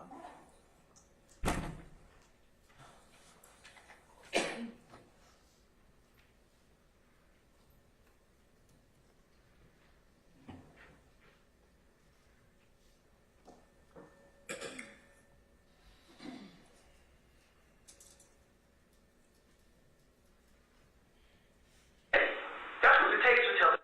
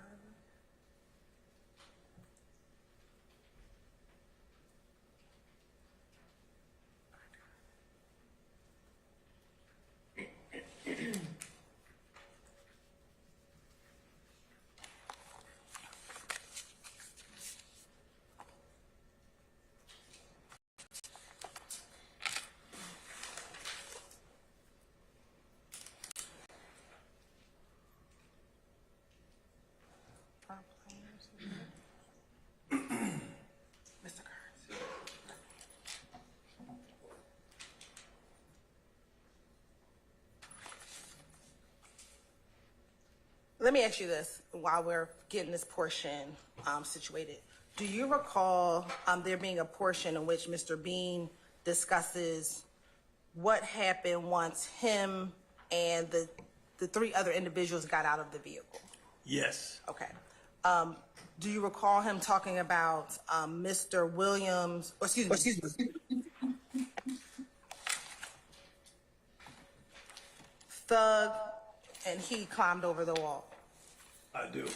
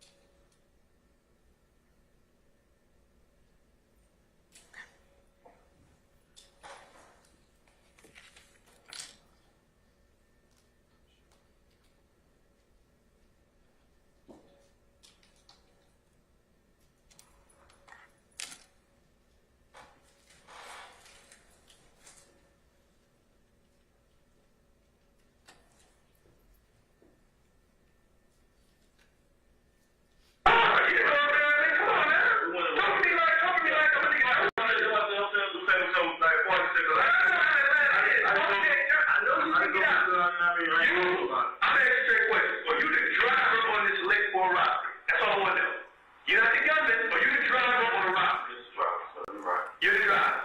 All right, so what's the move? Tell me the move. I'm going to get it all together. Yeah, I mean, But if I got to send it over there like this, from my perspective, I ain't gonna let you do it like all that. right, tell me. Fuck the lean bullshit I told you first. Okay. I'm gonna kill the bullshit, Queen. I ain't gonna kill the lean bullshit. You know what I mean? The niggas, they told us about the liquor, whatever. We followed them up with some of it. Who told you? I want to know who. Everybody knows. Those with the see the liquor. Alright, you know what I'm saying? He come get us, tell us the boy sitting up. What did he say exactly? He said, niggas sitting up there at Ken shop with 10, 15,000 on them. I just sent the money in the bag, man. Ken done whooped up and got the money already. The money gone. You see what I'm saying? Ken got the money. Ain't no such thing as 10, 15,000 up there no more. Yeah, but you were excited about hearing that number, so what happens next? Okay, cool. We go check it out. Look at it, see what's going on. Boom. They ain't up there. They come back flying past, make a drive. We see them. Boom. We follow them on up to Somerdale. Now we in Somerdale. What do you follow? What kind of car you follow? We follow them the gray. It's a gray. I want to say Pontiac car. Well, you say great car. If you don't know what kind of Gray Dodge.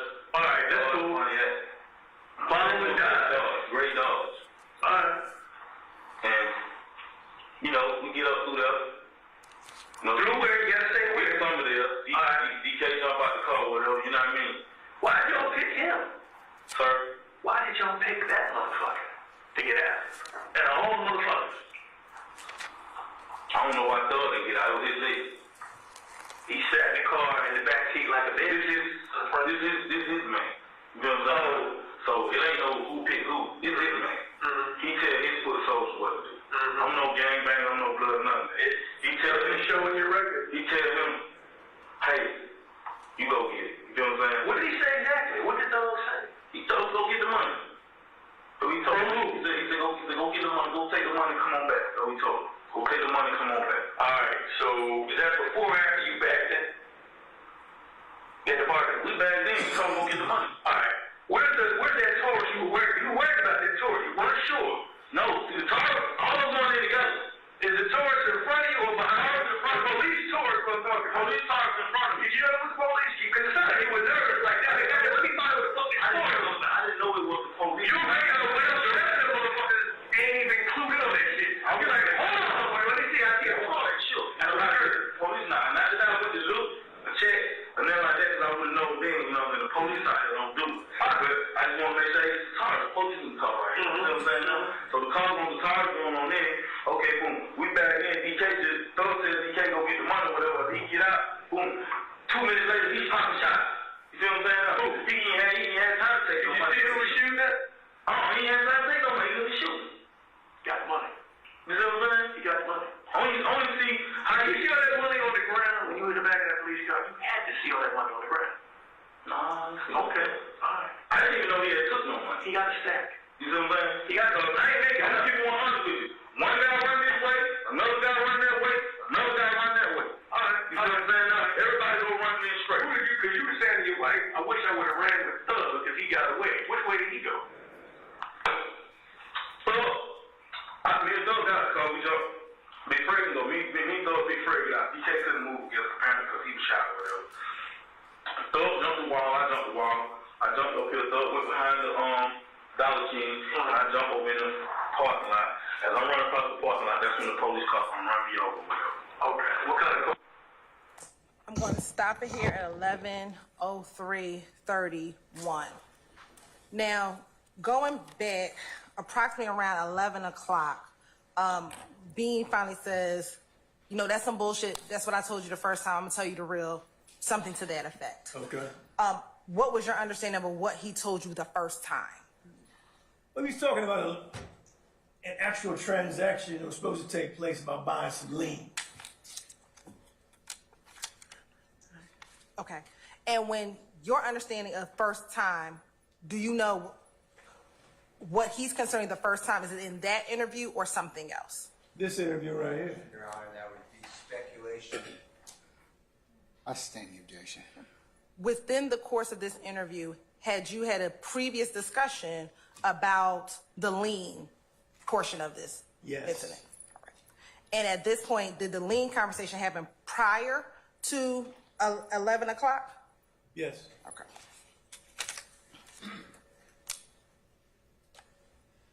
also around 11:01 in this particular portion, he speaks about foot soldiers.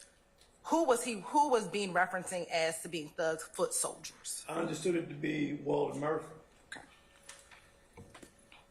And when he also said, talked about they are gangbangers, who was he referencing? Jeffery Williams and Walter Murphy. Now, right about where we paused at 11:03, Adrian Bean talks about individuals going over the wall. Thug and him hopped over the wall. Do you recall hearing that in this portion?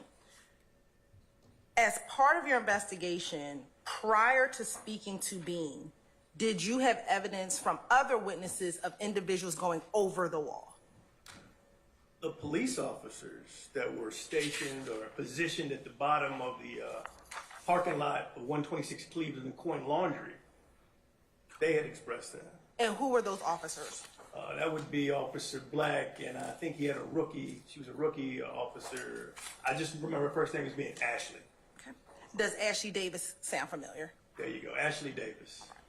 And that information that you had prior to speaking with Adrian Bean, had you ever disclosed to Adrian Bean what Officer Black and Officer Ashley, as you remember, told you? No.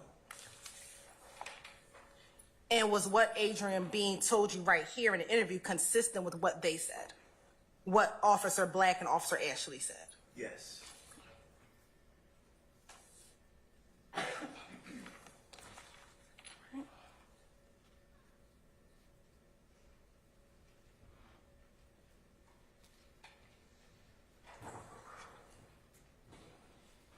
I'm going to go to 11 minutes, restart at 11:04. The robbery, that's what I'm trying to tell you. As we went in some of the robbery wasn't no robbery because he could have got out, Thug could have got out, DK could have got out, they could have went on here and handled their business. Thug tells DK, he didn't really just say go get the money, he was like, go ahead and get it. So I don't know what's going on by, you know what I'm saying? No, all right, but as I tell my family, what you hear me tell my family is about the robbery because that's what went on. You're robbing this boy Red, but you drive. You just drive. But you know they're going to get his money from him, and he's not going to like give it to him voluntarily. You got to know that. Yeah, I know you're going to know they're going to take his money. All right, so let me ask you this. I got to get sure I got the seat placed in the car. I'm not understanding how nobody got hurt worse now. Was there a girl in the car anywhere? No girl. You had to hire that from your wife. There is no girl nowhere. No girl, no girl. Okay, girl that they think it was girl, Officer Quinn. So I ain't mean to touch it. The girl that think it was a girl is Thug, man. I guess you Thug, man. Thug got the wild hair. They think he got that. There you go. I'm gonna just keep it all. Okay, all right. Cause he looked a little bit like it, man. I mean, you know, And I'm going to stop at 11:05:07. Up until this portion at 11:05:07, were you still under that impression of looking for a female driver? Just trying to rule out that there was a female driver. And at this point, is that clarified for you? Yes, it is. And why is that, or how is that clarified for you? Adrian Bean declares he, in fact, was the driver of the getaway car. And why did you ask if Bean was just trying to hide something from his wife? I just thought maybe if a female was in the car, maybe trying to conceal her from his wife. I wanted to make sure that it wasn't out there that there's some unknown female still at large. Okay. Going to resume at 11:05:07. 180 of these little motherfuckers. He does look a little bit like over 180 of these little motherfuckers. So with me, I'm a family man. I ain't trying to get in conflict. Where's Doug sit? Up front or in the back? He's in the back with DK. You know what I'm saying? You got who's up front with you? You got me and Big Fred. Me, you and Big Fred up front driving, Big Fred on the passenger seat, Thug behind Big Fred, DK behind the driver. That's me. Who's behind Big Fred? Thug. Thug's behind Big Fred. Damn, so one day he can get hit. Thug's behind Big Fred. So I'm wondering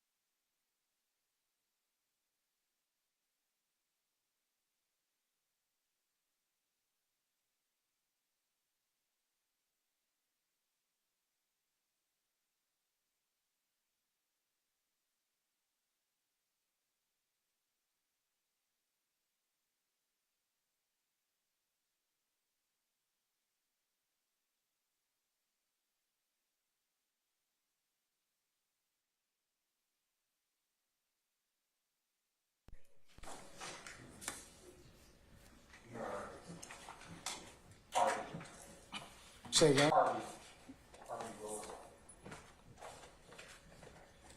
And its applicability. Yes, sir. Thank you. They pertain to all defendants. Thank you. Okay?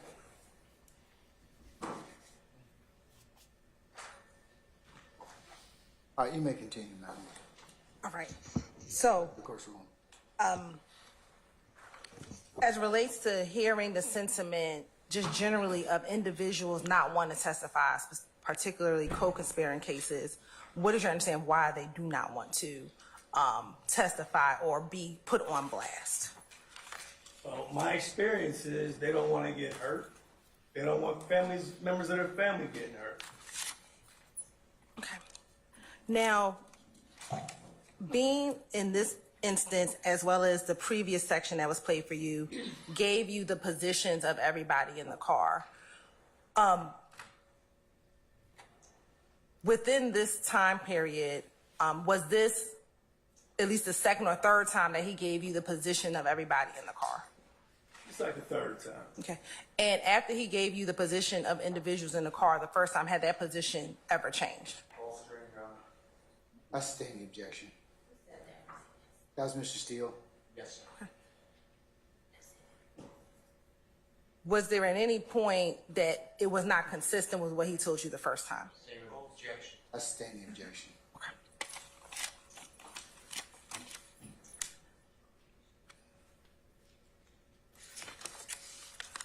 During the course of your interview with Mr. Bean, if you had something incorrect, was Mr. Bean able to correct you based upon your recitation of what you said?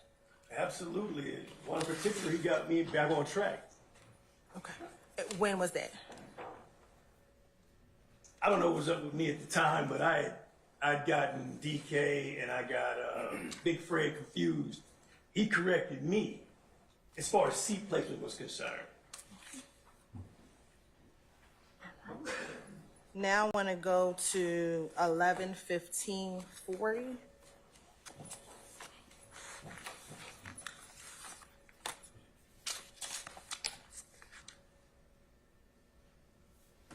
Good citizens, the bad citizens, everything in between. They don't have a choice.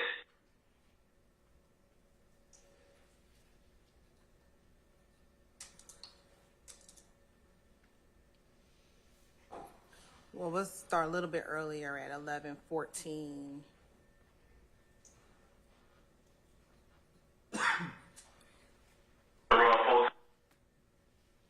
So let's 11. work in the street though. If they move, do they get more money than you? They get more money. Everybody in the car gonna probably, spit out eating. Gonna be no. Let me ask you this. Somebody like Red, he didn't ever see you at all. How do you, when word got back, let's say everything went right, you got the money. Is this just Atlanta? Because everybody tells me, everybody takes turns robbing each other. Is that the truth? Yeah, they do that in the city, man. I've been robbed. It's been going on this year. And you've seen some of it I've too. been robbed 4 times this year. And you probably been seeing the person that robbed. You know what I mean? Have you? Or you know who they are? I ain't gonna tell you that. Oh, you don't? I've been robbed 4 times. It is what it is. We all hustling in these streets. You can't pick up the phone. When the game first started, I know you were young. They just took my drugs or something like that. So, you know what I mean? It's all drug money, it's weed, they selling weed, drugs, you know what I mean? So, who's gonna call the cops and tell the cops that I just got robbed drug money? You got people coming from North Carolina, all different types of states coming out here and getting took off for their money and getting something back. They don't even report. You know what I'm saying? Now they got to go talk to their boss, man. Like you say, this particular day right here, police was on the scene, DK get out. Why didn't you call it off? You weren't sure they were cops? Or what? You just weren't sure? I didn't even know what. Going to pause at 11:16:51. Now, during this portion from 11:15:40 to about 11:16:41, was Adrian Bean discussing drug dealers and whether or not they report getting robbed, essentially? Yes. Okay. In your experience, is what he said uncommon, that drug dealers generally do not report getting robbed? In my experience, they charge it back to the gang. They don't report it. And when you say they charge it back to the gang, what do you mean? It's just life in the streets, live by the sword, die by the sword. I mean, it's a bunch of different ways to explain it, but they're going to go ahead and take that loss as opposed to exposing whatever they're doing to law enforcement. Now, going to take you back when Adrian Bean said that him and Thug jumped over the fences. Have you seen pictures of the fences that were outside at 126 Cleveland Avenue? Yes. Okay. Did you notice if those fences had barbed wiring? I haven't seen them in about in a while. Okay. Several days, but I know there were some fences, and I know I couldn't get over. And why you said you couldn't get over, tell me what you mean. Got bad knees. Okay. All right. In your experience as a law enforcement officer, have you ever had experience of seeing suspects jumping over barbed wire fences? I work, yes. Can I explain? Well, I think there's an objection. Sir. I apologize. Ready to acknowledge.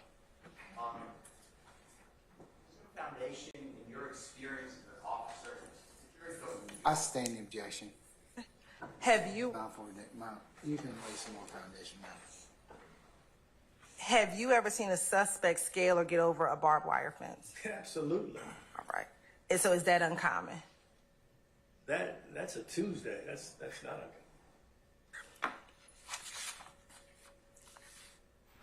Now going to 11:45:32.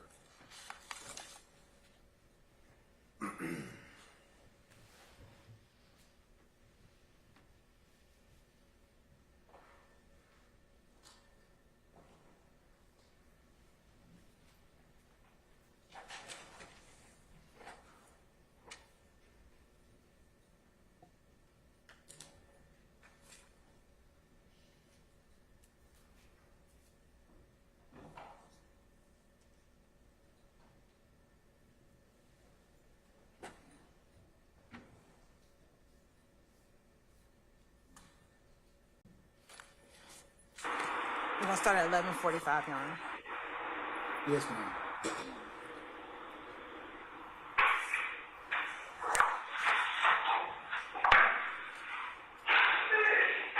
What's going on, brother?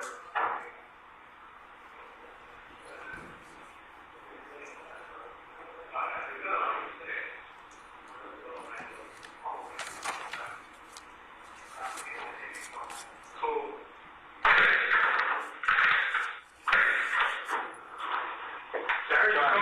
I'm trying to hit you on the thing. How did you? Yeah, it goes right to my desk. It goes right to my desk. And based on this, we get in the bathroom? Yes, sir. Okay, right, we're going right outside the door.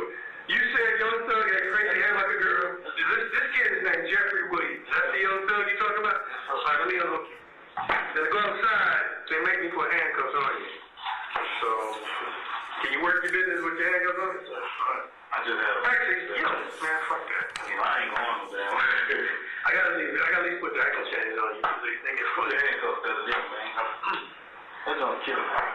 But they real funny about these. I'm gonna put it really loose. We're just walking 2 steps outside. You ain't gotta walk with us. You just running. I'm going right down to the left. Fuck me. Busting me up. All right, I'm gonna take it off. I'm gonna take the whole thing off. Look up.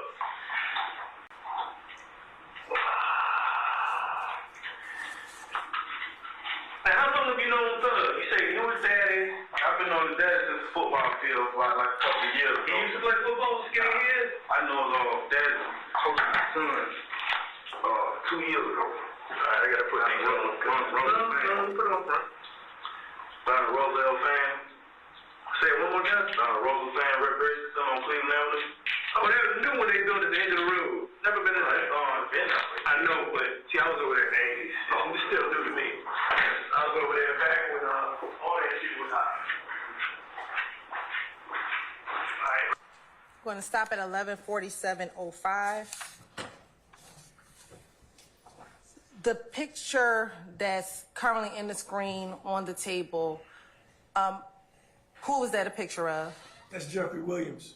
And is that who Adrian being identified as Thug? Yes, he did. And is that person in which he was referencing within this entire interview?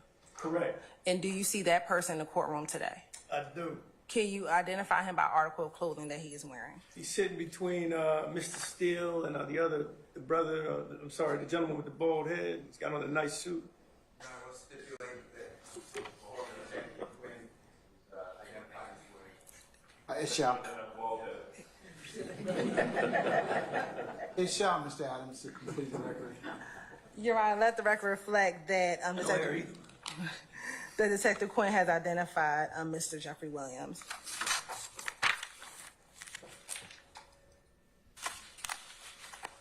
I'm going to start at 11:50.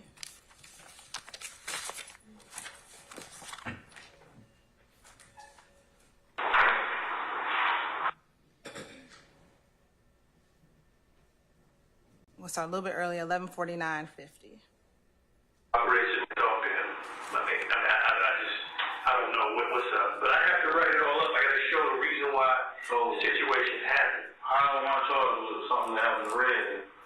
Well, what I'm saying is, he's been talked to. What I'm saying is, I can't go into that part of the investigation, is what I meant to say. That day, I didn't necessarily have a chance to run down things with him. I'm trying to find out exactly everything. My main concern was the people that were injured. You were injured. The other two guys were. Make sure you guys were healthy first. They told preliminary stories like you told a preliminary story. You both, all three of them. Third I gave you the real story. Well, they're not going to, if they don't tell you nothing, they ain't really come tell you nothing extra. they have to know. They're not going to come. But they have. They have said, they're saying that Red was robbing y'all. It doesn't make any sense if that's what he always did. When you said there, they said Red was robbing y'all, who are you referencing? The individuals that were in the car. Which individuals? Frederick Prothro, Walter Murphy.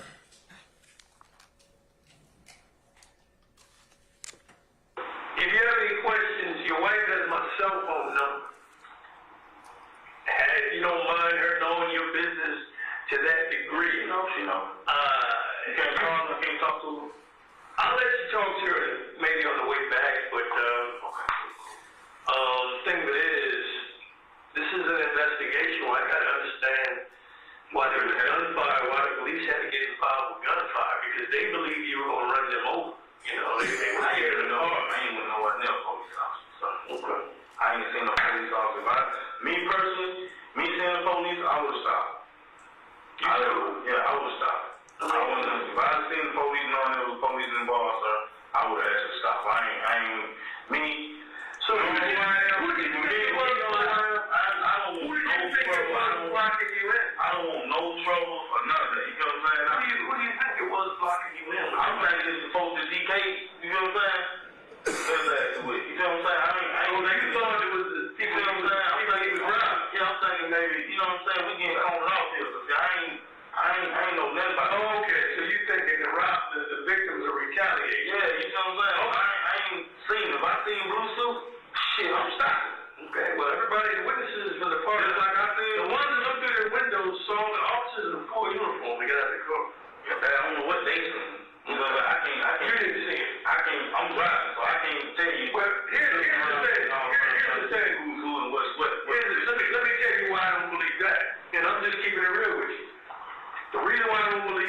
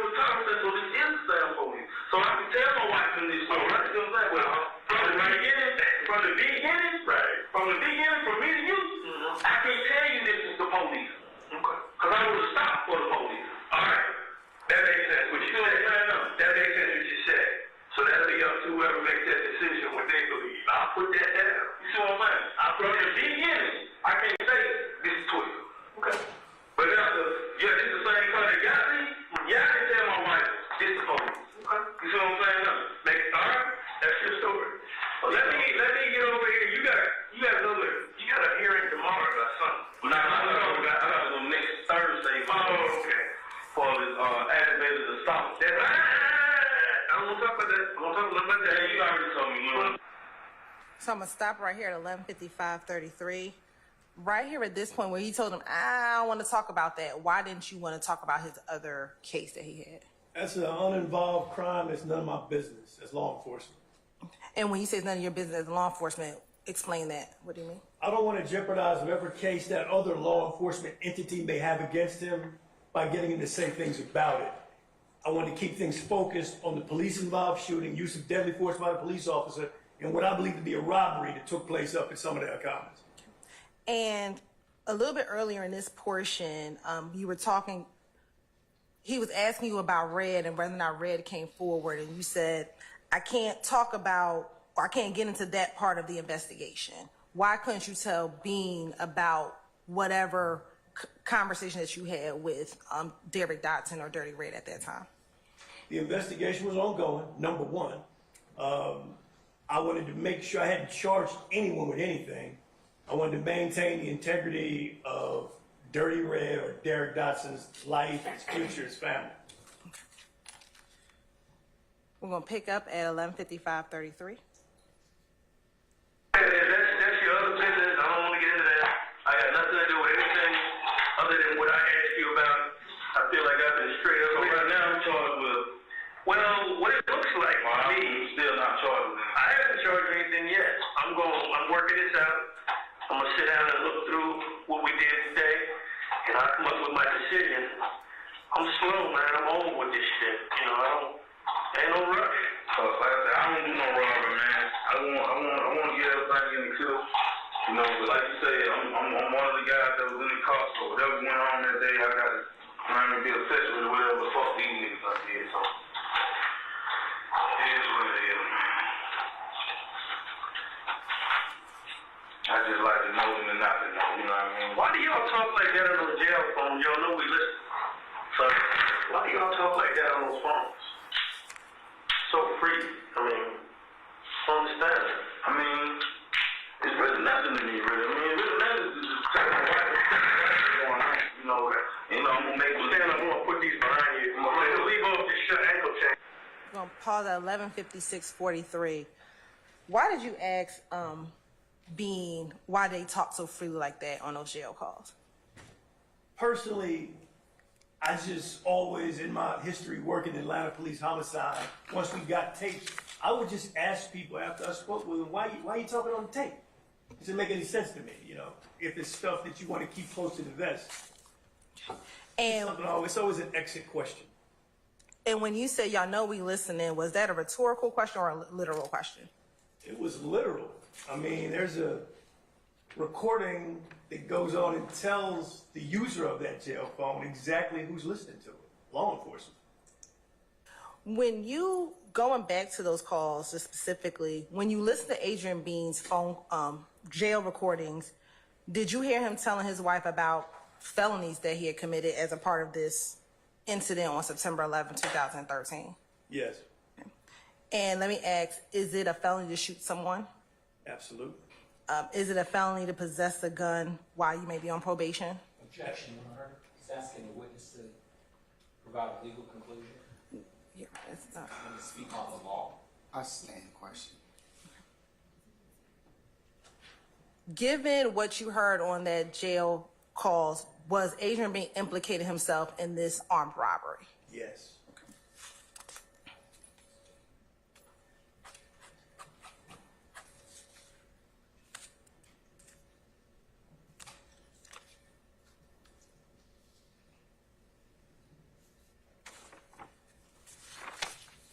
And at this point, only based upon what he said in this interview, do you know why he was speaking to his wife about this particular armed robbery? That he, Basis, I'm gonna say speculative. I stand the objection. okay. All right. You can stop sharing. Now, let me ask you this, just a few additional questions about this interview. Again, prior to meeting with Adrian Bean, Did you have any conversations with him about any of the other evidence you had gathered up until the point in which you met with Mr. Bean? Not at all. And was there information that Mr. Bean told you that was corroborated by the other evidence you had gathered up until this point in time? I would say so.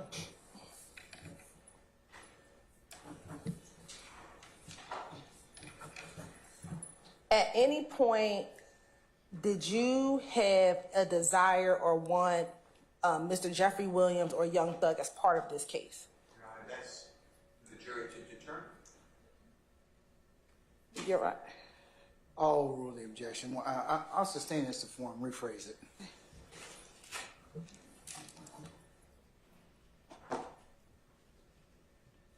Did you have any vendetta against Mr. Williams or the person known as Young Thug as a part of this case? Not at all. Outside of the video interview and the recorded portion all the way up until you dropped Mr. Bean off at the jail, did you have any further conversation with Adrian Bean about this case that was not recorded? Not at all.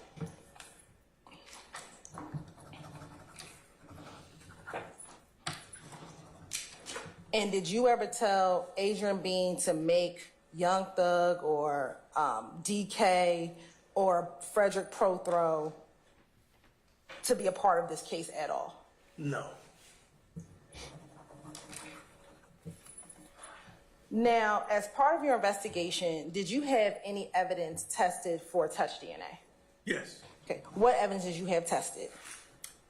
Based off the interviews I conducted with Bean, based off the 3 firearms located at the laundromat inside the car at 126 Cleveland, I had those 3 weapons tested against the occupants of the car, all 3 that I knew of, Frederick Prothrow, Walter Murphy, and Adrian Bean.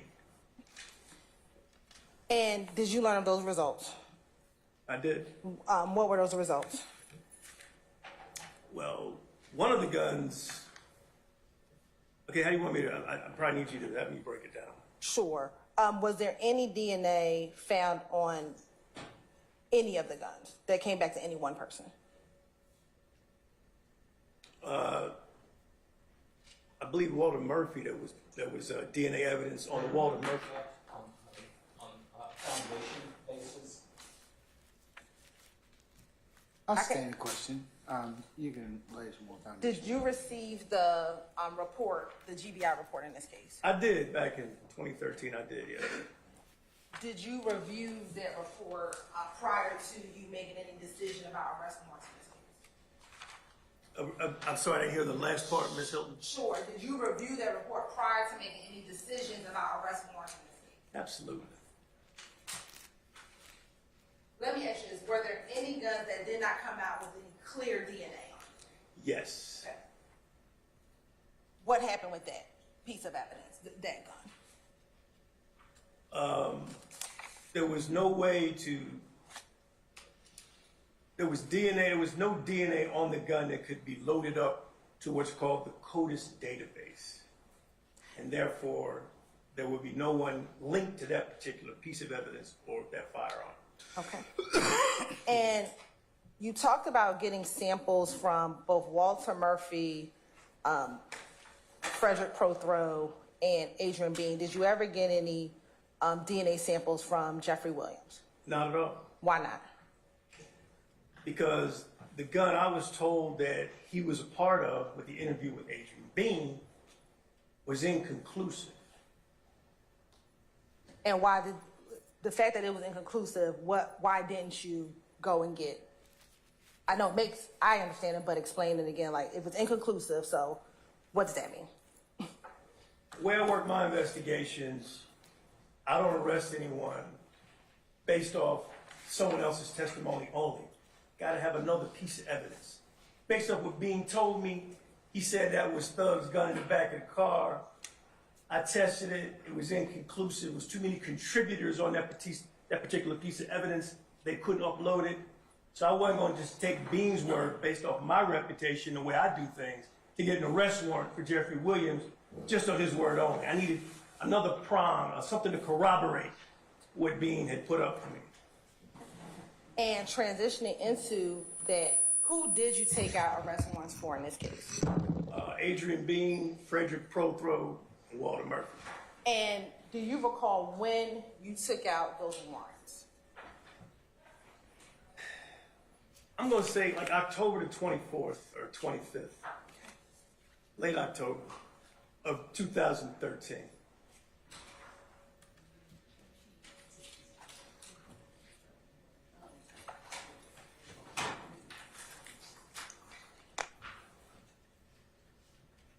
I'm going to show you what's been marked as Exhibit 178 Charlie. Do you recognize Exhibit 178 Charlie? I do. Looks like my supplementals. And would you have the date in which you took out arrest warrants within your supplement?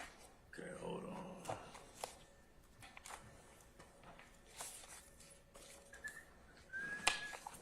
Give me a second here.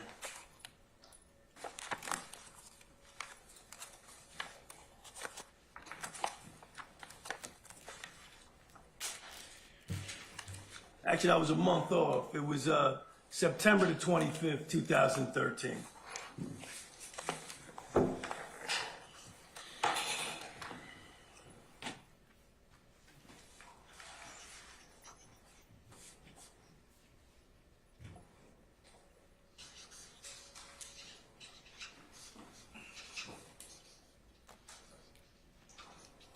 And who did you take out arrest warrants for? Adrian Bean, Frederick Prothrow, and Walter Murphy.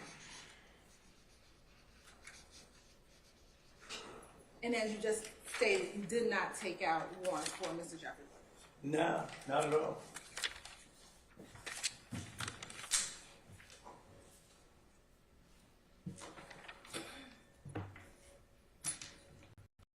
And what were the charges that you took out those warrants for?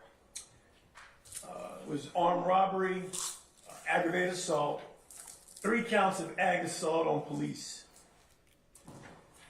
each. Now, you took out those warrants approximately, based on that timeline, about 2 weeks after the incident. About 14 days. In police time, is that a short or a long time, given the facts you had in this case? I was told it was old man time because the bosses want quick resolution when the cops shoot somebody. But I always take my own sweet time. I'm gonna make sure I have it right. That was an overwhelming long time in this business. And but you know, sometimes it's just gotta go hard. And why was it an overwhelming long time, you said, in this business? Police departments like quick resolution. They want it done. They don't want people who are suspected of crimes being able to leave hospitals or bond out of jail. But that's just my credo. I mean, sometimes you got to play it hard. We'll get you at some point, but not before it's time. It wasn't soup yet. Did you ever close the officer-involved shooting investigation involving Investigator Robeson L? I did. And did you determine whether or not Investigator Robeson L was justified in shooting his weapon? Yes. And what was the result of that portion of the investigation? Well, the way it works, if I don't charge the police officer, because that's what it is, it's not an administrative investigation. This is about the officer's life, his future. It's a criminal investigation. I didn't find Detective Robeson L guilty of any felonies or improperly used his firearm. And it was sent over to the Internal Affairs Division for final review. Now, during the course of your investigation and even afterwards, did you ever have the occasion to encounter Mr. Jeffery Williams? Yes. Where was it that you encountered Mr. Jeffery Williams? So I work an extra job, off duty in uniform back in those days at Neiman Marcus up at Lenox Mall. Then I worked there for 11 and a half years. And is that where you saw Mr. Williams? Yeah, oddly enough, 2-3 weeks after I was pretty much figuring out what I had in this investigation, he just walked in. I sit on a stool in uniform, and I reached out to him. And when you say you reached out to him, tell the jurors what do you mean?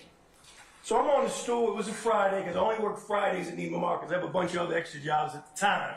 But I'm sitting on my stool working this case out. But I'm off duty. So I got no recorders. I'm in a police uniform. I'm just a cop. Jeffery Williams walks in. I say, yo, homie, let me holler at you. I mean, that's just how I talk. And at first he was hesitant, but he came right over. And I just told him what I was working on and how his name came up. And I told him why I was telling him that. So let me kind of go back. You talked about your extra job and you only work on Fridays. Why were you in full uniform? I'm working for the business. I can't work a high-end luxury jewelry store, which I work the luxury jewels department at Neiman Marcus. And so I have to, I have to present in uniform as a deterrent. Now, you said that you encountered him. Let me ask you this. About how many times did you see Mr. Williams at Neiman Marcus? After or during this investigation? It's a total of 4 times. Now, let's talk about this first encounter. You said you were sitting on your stool and you saw him and told him to come over here. Did he approach you? He came on over. Okay. And what, if anything, did you say to him when he approached you? I went right into it. I said, listen, I'm working an investigation. Your man Bean, I don't know whether he's your friend or not, but he put your name in that big explosion where the car went into the laundromat up on Cleveland Avenue in Old Hayville. I said, he put you in the car. He says that you even had a gun. You were in the car and you got away.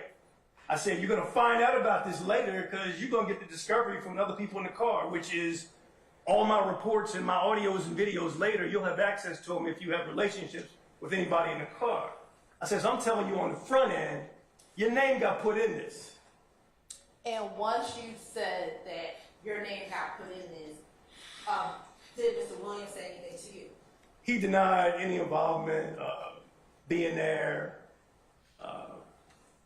anything illegal that happened on 9/11/2013 between Cleveland and Oasis. Okay. When he denied his involvement in that, he was not there. What, if anything, did you do next? So I told the young brother, I said, listen, I can arrest you based off what's being said. That's not who I am. I can lock you up, and then before people locked up, we'll figure out what's up. I said, but the way I get down, if I get DNA off that gun being said was yours, and you're going to make me come hunt you down to eliminate you from this scientifically, or you going to come in voluntarily? Or do I get a warrant to come get you and to get your sample? Because I can get a warrant and get a sample to go in your mouth if somebody says you were at a crime scene. That's enough. And I left it like that. And I also told him, I'll never arrest you based on what one joker says. I'm going to need something else to back it up. At that point, did Mr. Williams say anything? He just continually denied it, but he was very respectful. And you talked about what he said. Did you notice any physical demeanor of him when you approached him? He was unnerved. He was shook. I've been around a lot of people. I've approached him in uniform. I approached him in this uniform. And you can say certain things to people, and you can almost see their heart beating out of their shirt. That was one of those situations.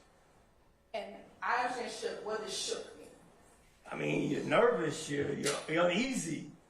You're hearing information you just didn't expect to hear. After he denied his involvement, did he leave? Oh yeah. We clapped up, and he went on about his way. And was he by himself at that point in time? He was. Now you said there were 4 encounters. Tell the jury about what your second encounter was. So the second encounter, this is 10 years ago, so it's about 2 to 3 weeks, could even be a month later. I had gotten word back from the scientists at the GBI that firearm linked to being through testimony, that firearm linked to Jeffery Williams through the testimony only of Bean came back inconclusive with too many male contributors on that weapon to be uploaded into the CODIS database for identification. And you said you had that information. What happened upon the second encounter? told, when he walked in the store, he was again alone. Let me holler at you again. That's pretty much what I said. He comes on over, and I just break the news to him. I said, you know what, man? I said, I'm not going to be able to do nothing with this for me. I mean, I could arrest you, but I'm not. And this may sound crass, but what I said to him was, I did some research on you in these last 3 weeks to a month, and I found out you're about ready to blow up. So I said, go make your $1 million and stay the fuck off Cleveland. It's the last thing I said to him that day. And you said those words today. Exactly. What happened once you said that? Did he leave? We clapped up, and he was gone. Your third encounter. Tell the jury about that third encounter. Well, this is going to be, okay, you're right. Losing count. So this may be a few months down the road. This time, Jeffery Williams, he's accompanied by other individuals when he comes in Neiman Marcus. I'm in a uniform. I'm on the stool in Precious Jewels. I step aside. Now he is saying, I want to holler at you. So he comes up with this, I'm going to call it an entourage. It was some people. But in particular, there was a woman he identified as his sister. He called her by name Dolly. And he gave me a job offer. He said, I want you to be my travel security because I'm getting ready to do my thing. His sister, I only know her as Dolly. She gave me her phone number. I said, I'm not interested. I said, go live your life. But I did take her number. She gave it to me. I put it inside my city-issued cell phone where it's set for the next 10 years. I never even dialed that number. And as a part of this case, did you provide me with a screenshot of your phone log showing where you had inputted her phone number? Yes, I did. Commissioner Cochran? Have you shown that to,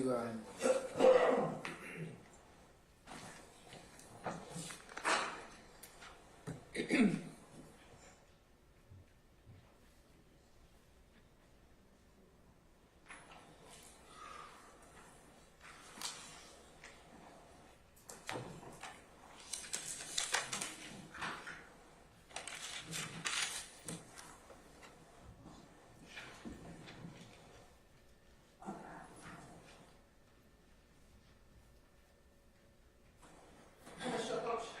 yes, ma'am.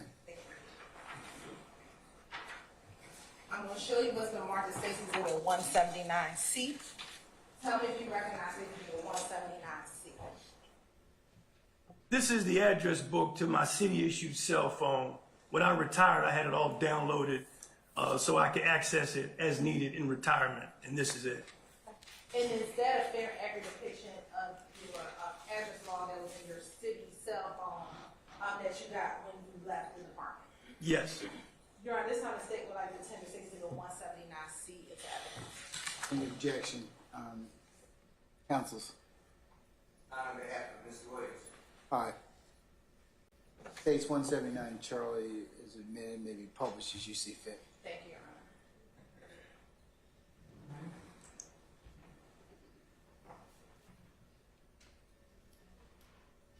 And still going old school? Let's keep it old school. If you can point to where you see the name of Miss Dolly Young. This is how I put it in that day right there at Neiman Marcus Precious Jewels. Now, by any chance, did you have the date in which you inputted that when you? Did it have a date of when you inputted that information to your phone? You know, it might have. I don't know. Okay. I don't know about that technology. After you got her number, you put it in your phone. Did you ever see Dolly again? I didn't know.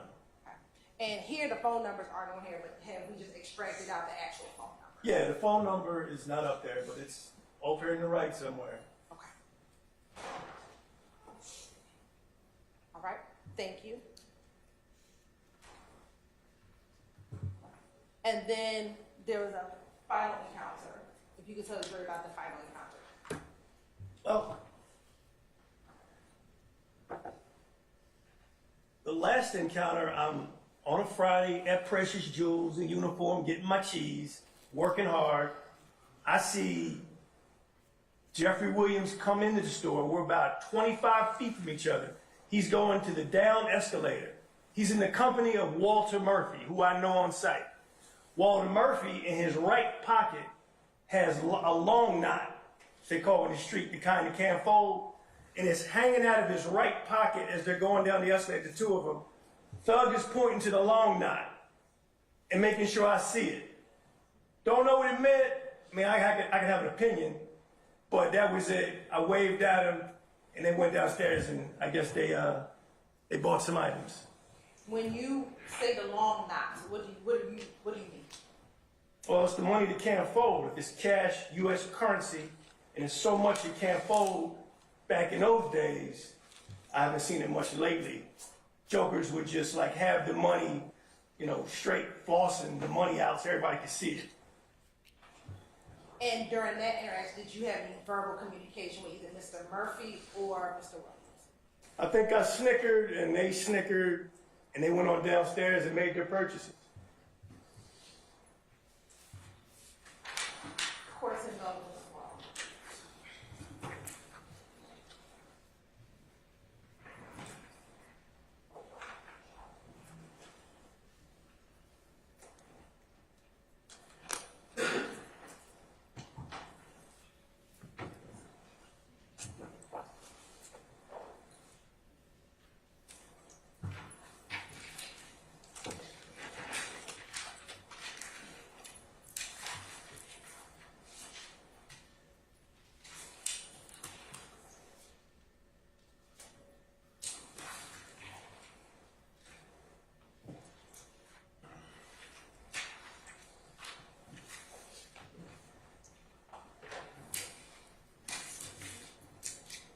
Just a few last questions.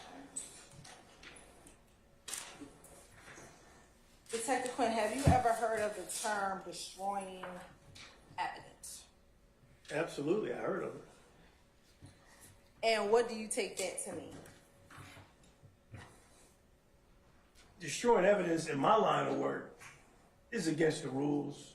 I mean, it's a broad terminology, but it means getting rid of something that may be exculpatory. And when I say exculpatory, information that can set somebody free, and you get rid of it. And is it a felony or is it a crime to destroy evidence? Absolutely. In that context, if it's going to lead to somebody going free. What does it mean to be post-certified in the state of Georgia? The police officers standard and training council, they give the power to Georgia police officers. And you have to report to them everything you do. They investigate you as an officer, detective, chief, whatever, if you have any wrongdoing in your jacket. They make final calls on whether or not you ever come back to the job. They're the governing body for giving police officers the power to arrest. Is intentionally deleting a recorded statement of a material witness in a criminal investigation something you would consider destroying evidence? If it would lead them to have them going free, I would say so. If you're keeping them from their freedom by getting rid of some evidence you don't want in your file or in your presentation of evidence to the state. What happens to your post-certification if post learns that you intentionally deleted a recorded statement of a material witness in a criminal investigation? Well, they're going to yank your badge and gun and your arrest power until they investigate. They're going to conduct their own investigation. I've never had that issue, so I don't know much about what happens to you. Okay. And given what you just said, have you ever deleted a recorded statement of a material witness in a criminal investigation? I've never.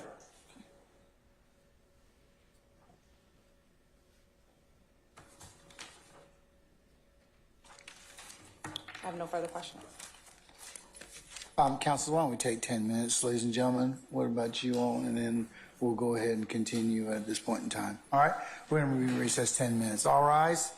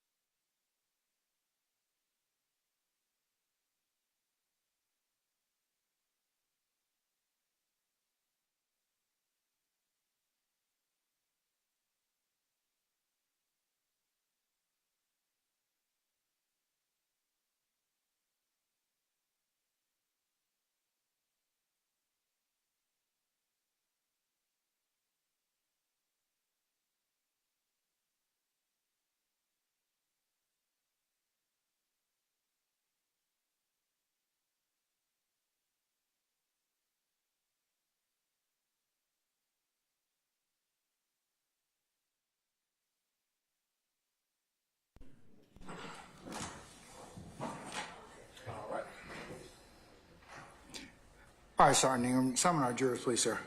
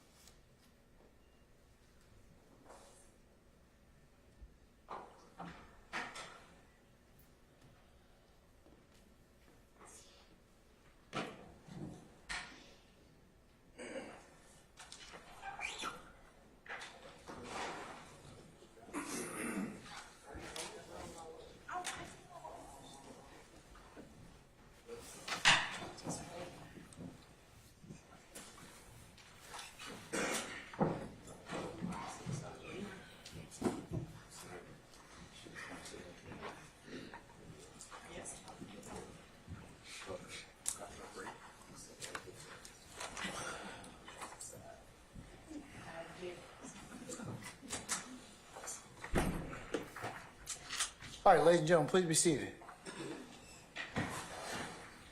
All jurors present in count four. All right, thank you, Sergeant Ingram. All right, Cross wants to go first. Ms. Sharp?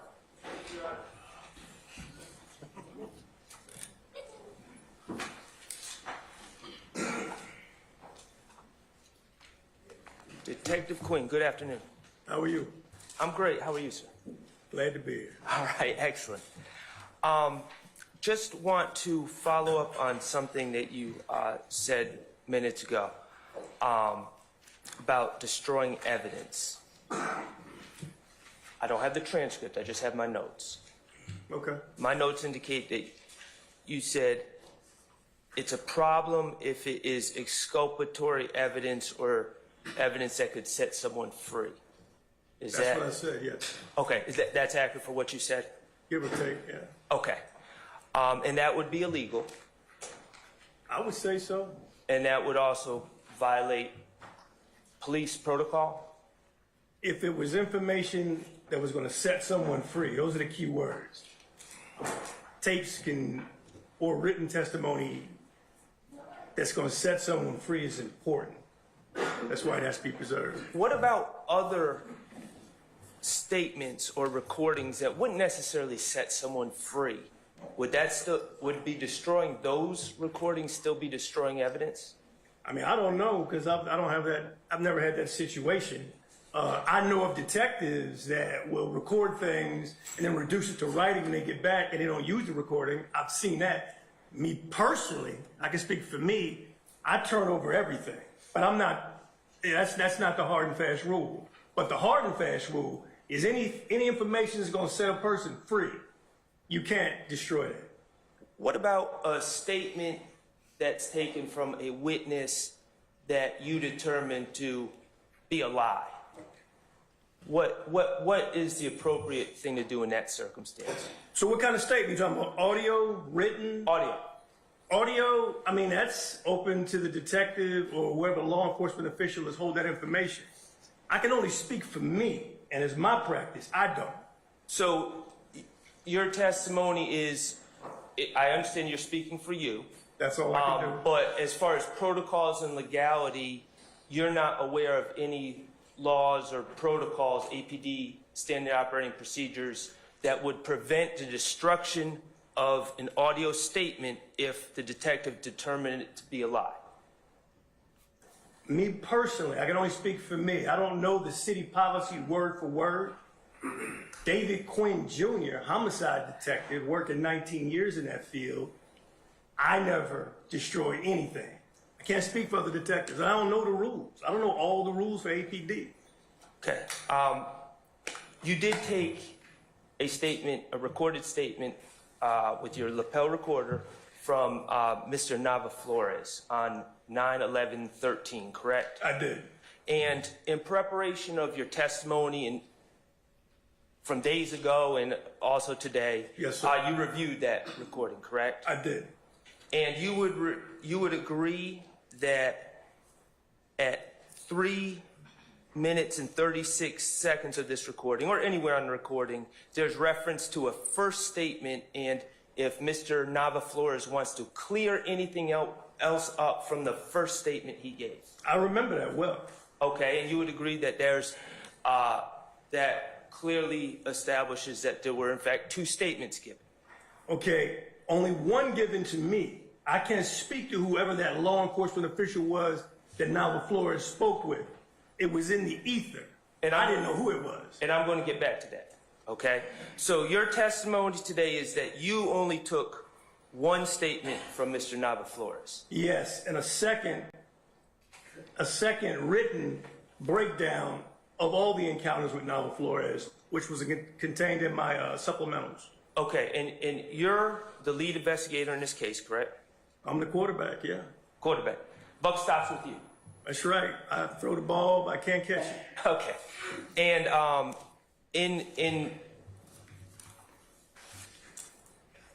you acknowledge the importance of police reports for memorializing facts that are learned at the time, correct? Yes, I also acknowledge that it's not an exact science either. And you also acknowledge that police reports are important when you're called to testify about things from 2013 and it's 2024. Absolutely. All right. You wrote a 3-page incident report regarding this case, correct? I don't remember how many pages. But you wrote an incident report? Okay. And then you also wrote a 47-page supplemental incident report outlining your investigation, correct? I did. Okay. This first statement that Mr. Nava Flores gave, I want to ask you as the quarterback, who did he give this statement to? I don't know. I mean, and I can go even further, is that there are a lot of players on the field. But when I heard from someone, some law enforcement, that it was going to be a reported stolen vehicle, which mucks up or throws a monkey wrench in my investigation. Who told you that information, that there was... I don't know. It was in the ether. This is in the fog of investigation.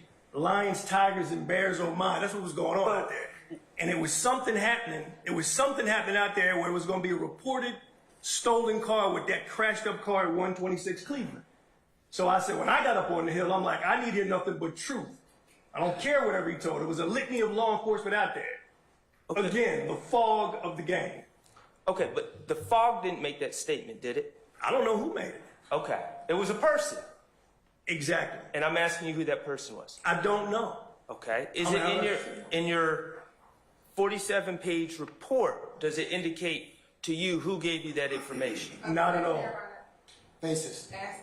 Sustained. Do you have officers and detectives? You're not the only one with a recording device, are you? I don't know. There are people out there, but I don't know what they carry. I don't know how they record information. Okay. Do you have a recording from this initial statement given by Mr. Nava Flores? I do not. Do you have an APD? Yes, sir. Can I say this? Yes. I don't know if it was recorded or was it just a verbal statement. Because verbal statements are statements just like recorded statements. Technology has not changed facts or information. And as far as APD, they also have what's known as written statement forms, correct? Where witnesses can write down a statement. They have that as well. But you can write a statement on a paper plate. I mean, it doesn't have to be on anything in particular. There's no ceremony to a statement. Do you have a paper plate with Mr. Nava Flores' statement, original statement written on it? Not on this case, but in my career, working 19 years, somebody did write me a statement on a paper plate. That's all we had back in 2001, if you want a literal example. Well, I'm just focusing on this case. So you do not have a paper plate with Mr. Nava Flores' statement written on it? What about a written statement form used by APD? Do you have a written statement form with Mr. Nava Flores' original statement? I do not.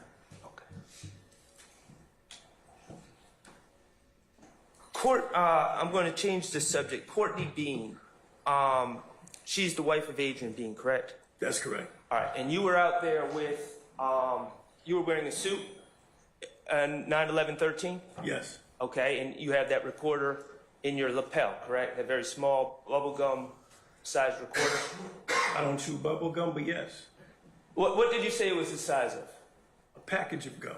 Package of gum. Thank you. So you had that with you on that date, correct? I did. And you encountered Courtney Bean at 2233 Macon Drive that afternoon? I did. And you had a conversation with her, correct? That's correct. Did you record that conversation? Nope. Okay. You also had a phone conversation the next day with Courtney Bean, correct? I did. Did you record that phone conversation? I did not. Okay. Thank you. I have no further questions. All right, sir. Next examiner. All right, anybody else? Before Mr. Steele, anybody else? All right, go ahead, Mr. Matthews. Thank you, Mr. Steele, for deferring.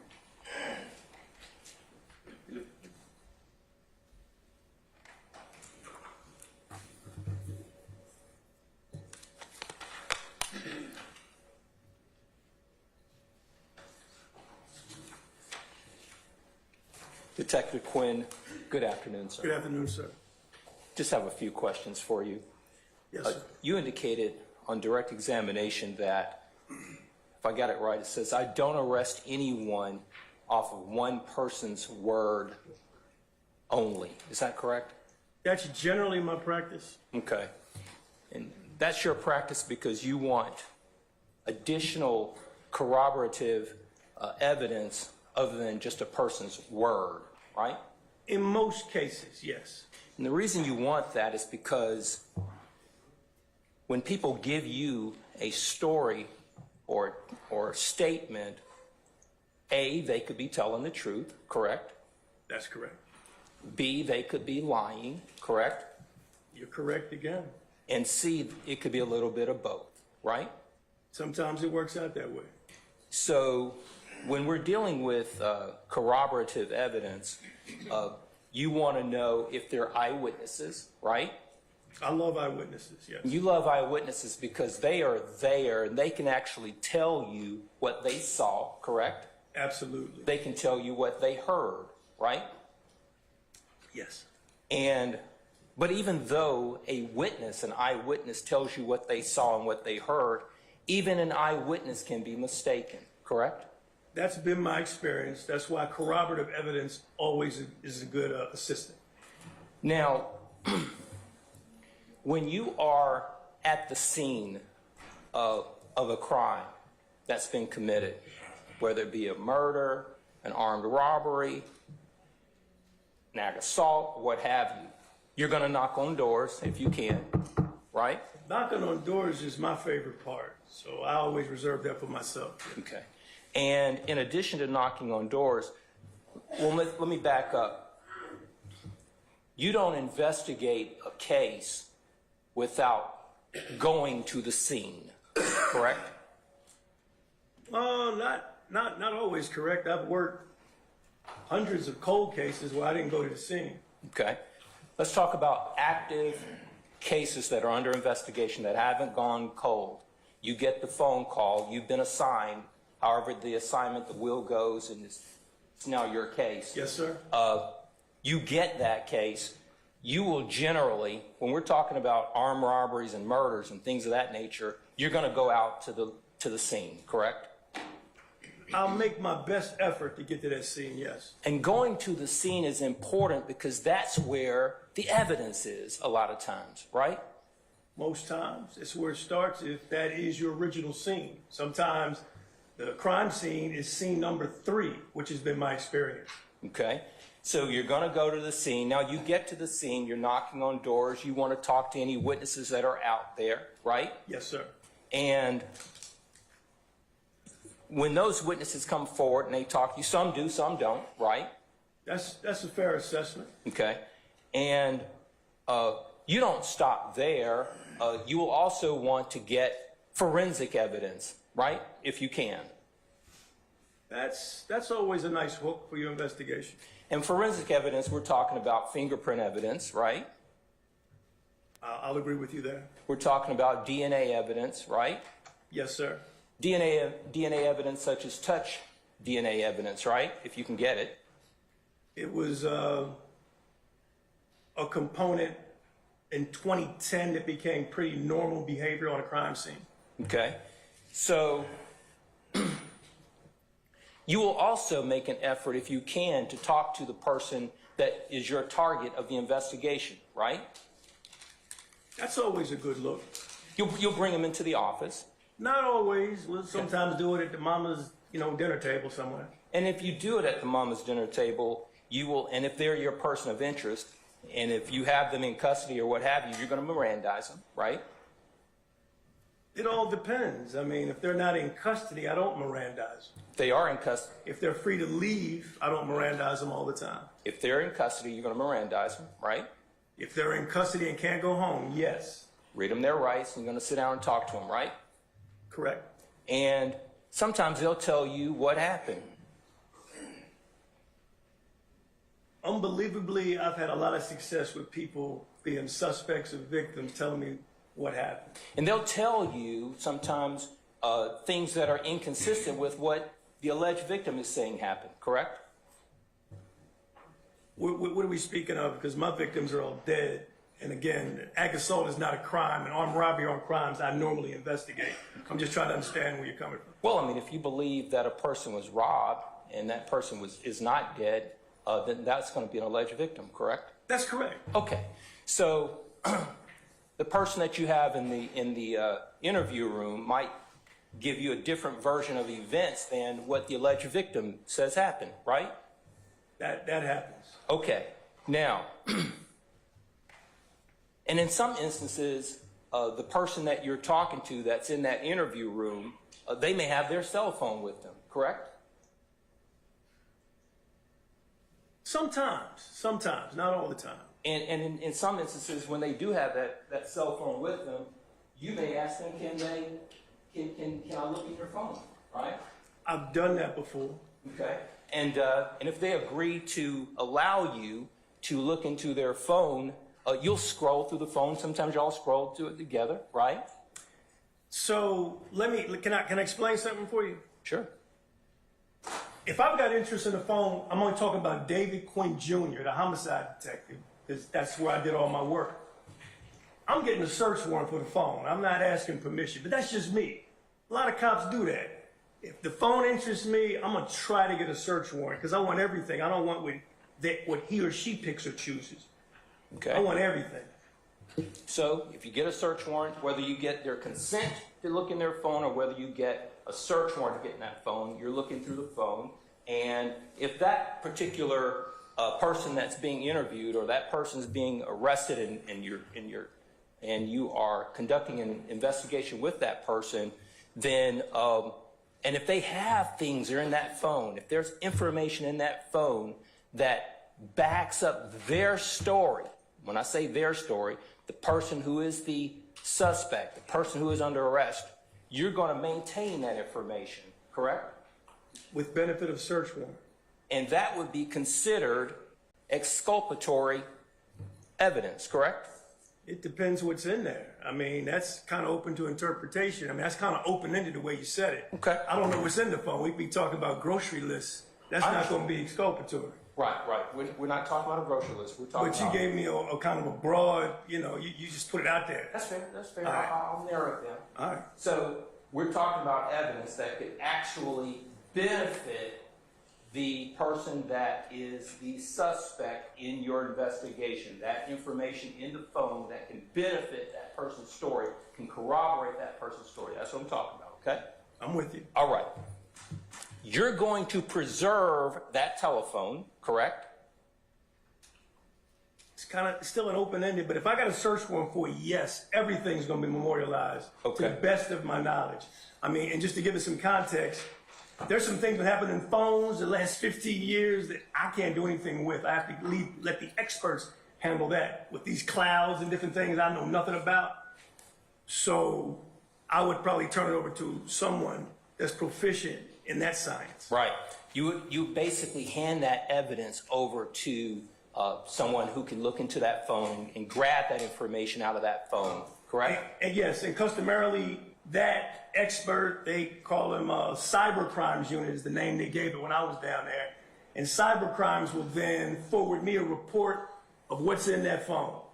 Because I don't even know how to open my phone half the time. So. And at some point during the course of that investigation, that preserved evidence, that preserved information, it'll one day work its way to a courtroom such as we are here today, correct? Sometimes that happens. Basis. I was going to be speculation. I stand objection. Now, with respect to your investigation and doing these sorts of things, once you hand that information over to, when I say information, once you hand that cell phone, that information inside that cell phone, once you hand it off, you're pretty much done with that part of the investigation as it relates to evidence, correct? I wouldn't say done. I'm going to have that cybercrimes, it's usually a detective, break down for me what's inside that machinery, that electronic device, and give me some kind of report. Because I can look at it and he can see things that I can't see. Because I want to turn it over to the state and for discovery with a defense if that applies.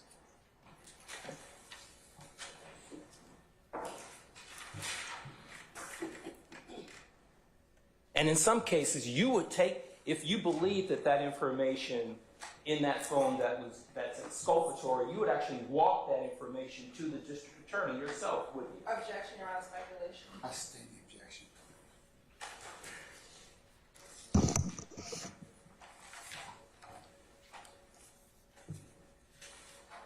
Now,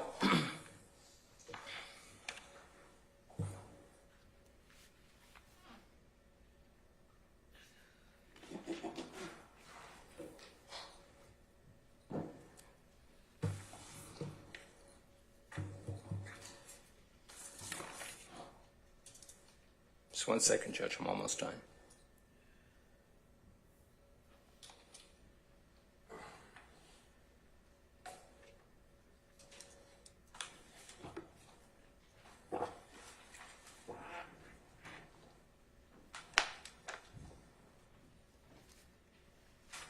Thank you, Judge. That's all I have. Thank you. Thank you, Detective. Thank you, sir. All right, anyone else? All right, Mr. Steele?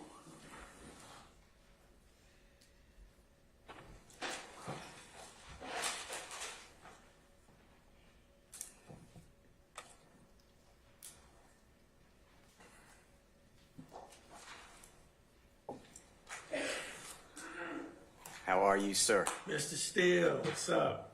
Good to see you, sir. It's always a pleasure. I feel the same.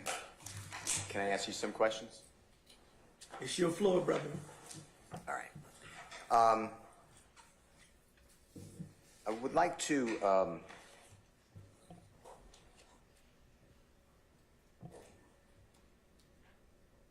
if you don't mind, and just clarify, just solidify, okay?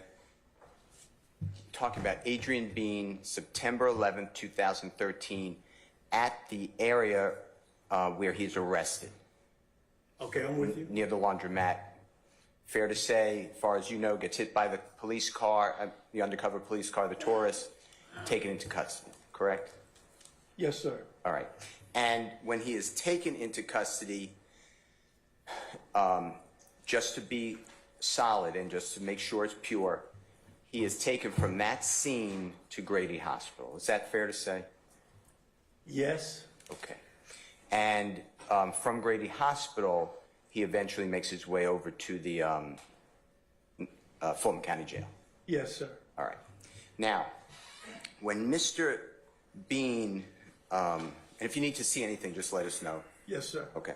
When Mr. Bean tells you 6 days later, it's September 17, 2013, that he had lied to the detective when he first spoke with them, you remember something? I may not be quoting, but something to that effect?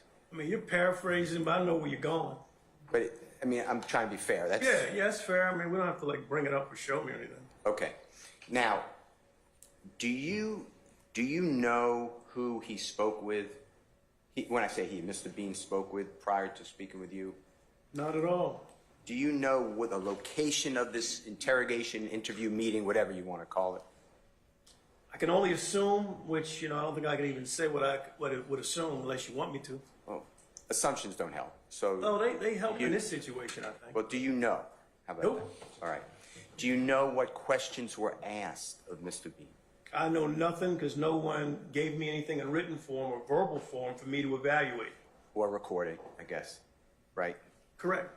And I think it's obvious now, but you don't know the answers given. I don't. All right.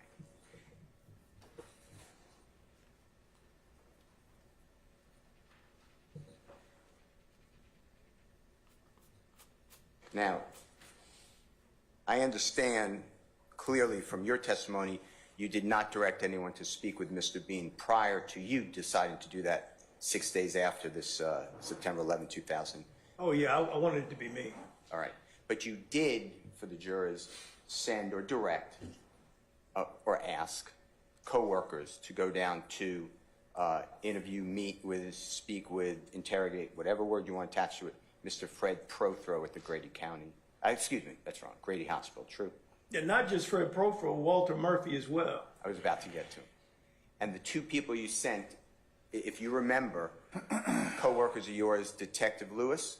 That's correct. Detective, Tracy. I'm sorry, That's Tracy Lewis. Detective Calhoun. Yes. And do you know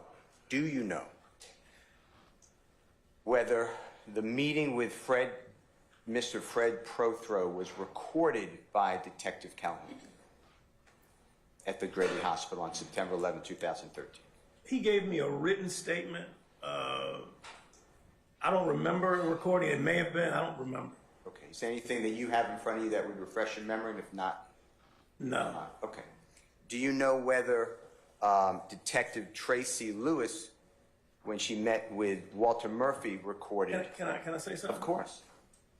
I remember. It's been 10 years. I'm going to be 60 soon. So Calhoun recorded something. Tracy reduced whatever verbal was told to her by Murphy and recorded it on a written statement that she prepared and gave to me. All right.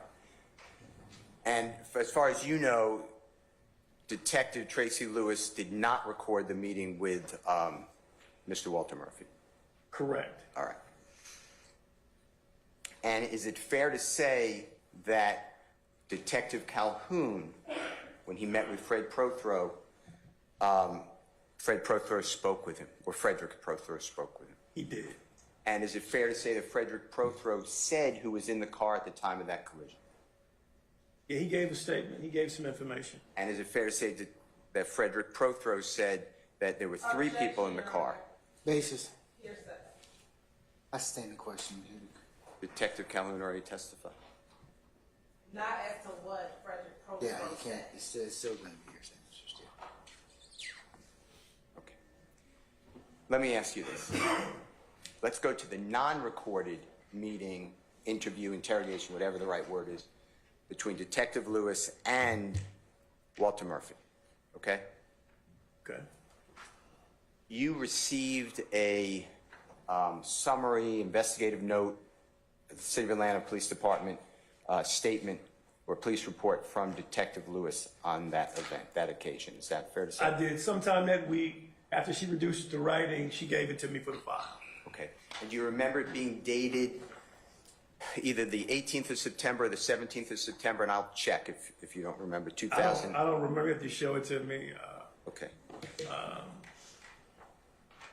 I know that she only did that one interview down there. When she reduced it to writing, she may put the day she actually reduced it to writing, but I don't know. She'd have to tell you. Now, when I'm talking about Detective Lewis' statement, did you receive, how many statements did you receive from Detective Lewis? Pardon me, Mr. How many, Stevens? that's fine. How many statements did you receive from Detective Lewis concerning her interview with Mr. Walter Murphy? Just that one. Did you ever see a second statement from Detective Lewis that was whited out? These are my words, blocked out, deleted, anything. It's not in my memory banks. I don't remember that. Okay, I want to show you two items, okay? Okay. Give me 1 second.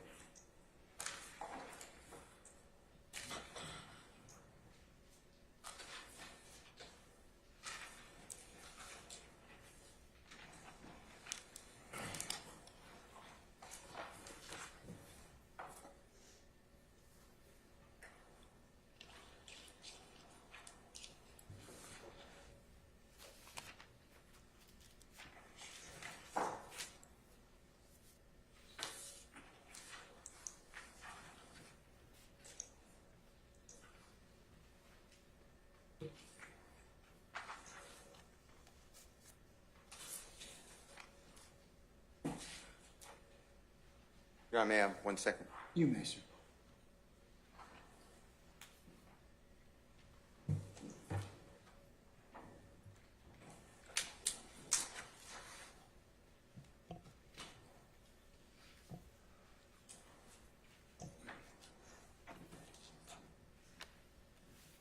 .207. Thank you.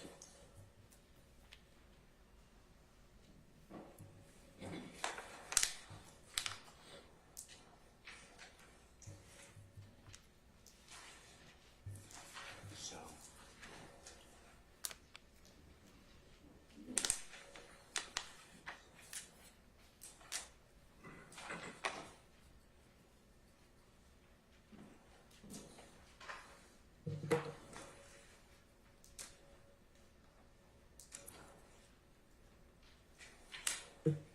Your Honor, may I approach? You may, sir.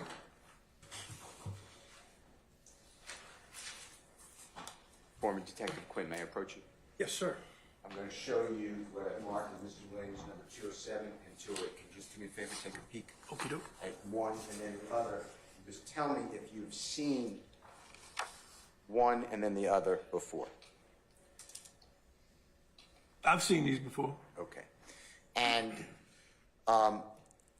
is this related to the incident that we're speaking of and Detective Tracy Lewis writing down a written report? Yes. All right.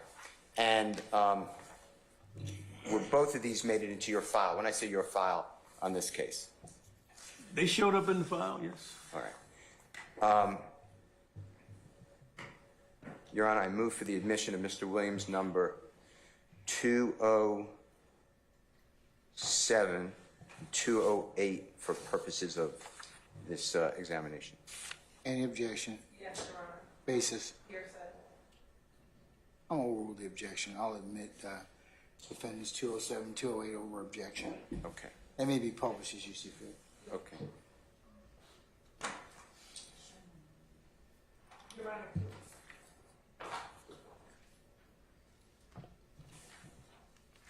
This is another individual statement.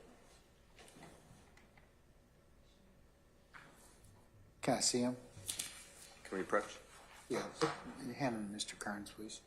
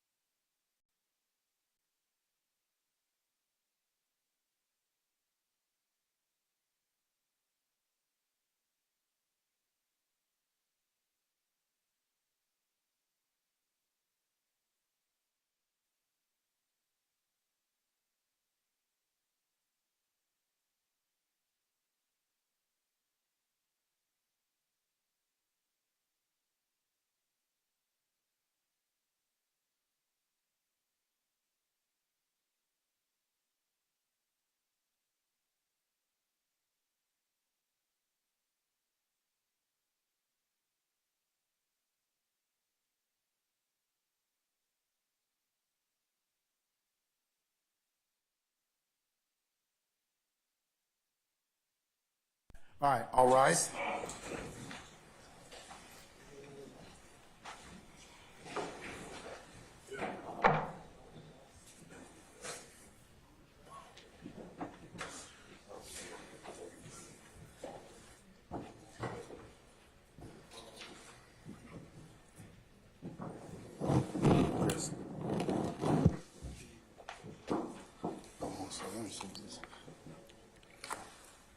All right, Detective, thank you.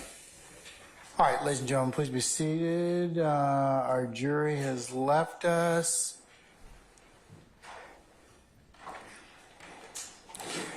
And Detective Quinn has also stepped out. So, all right, Ms. Hilton, what's the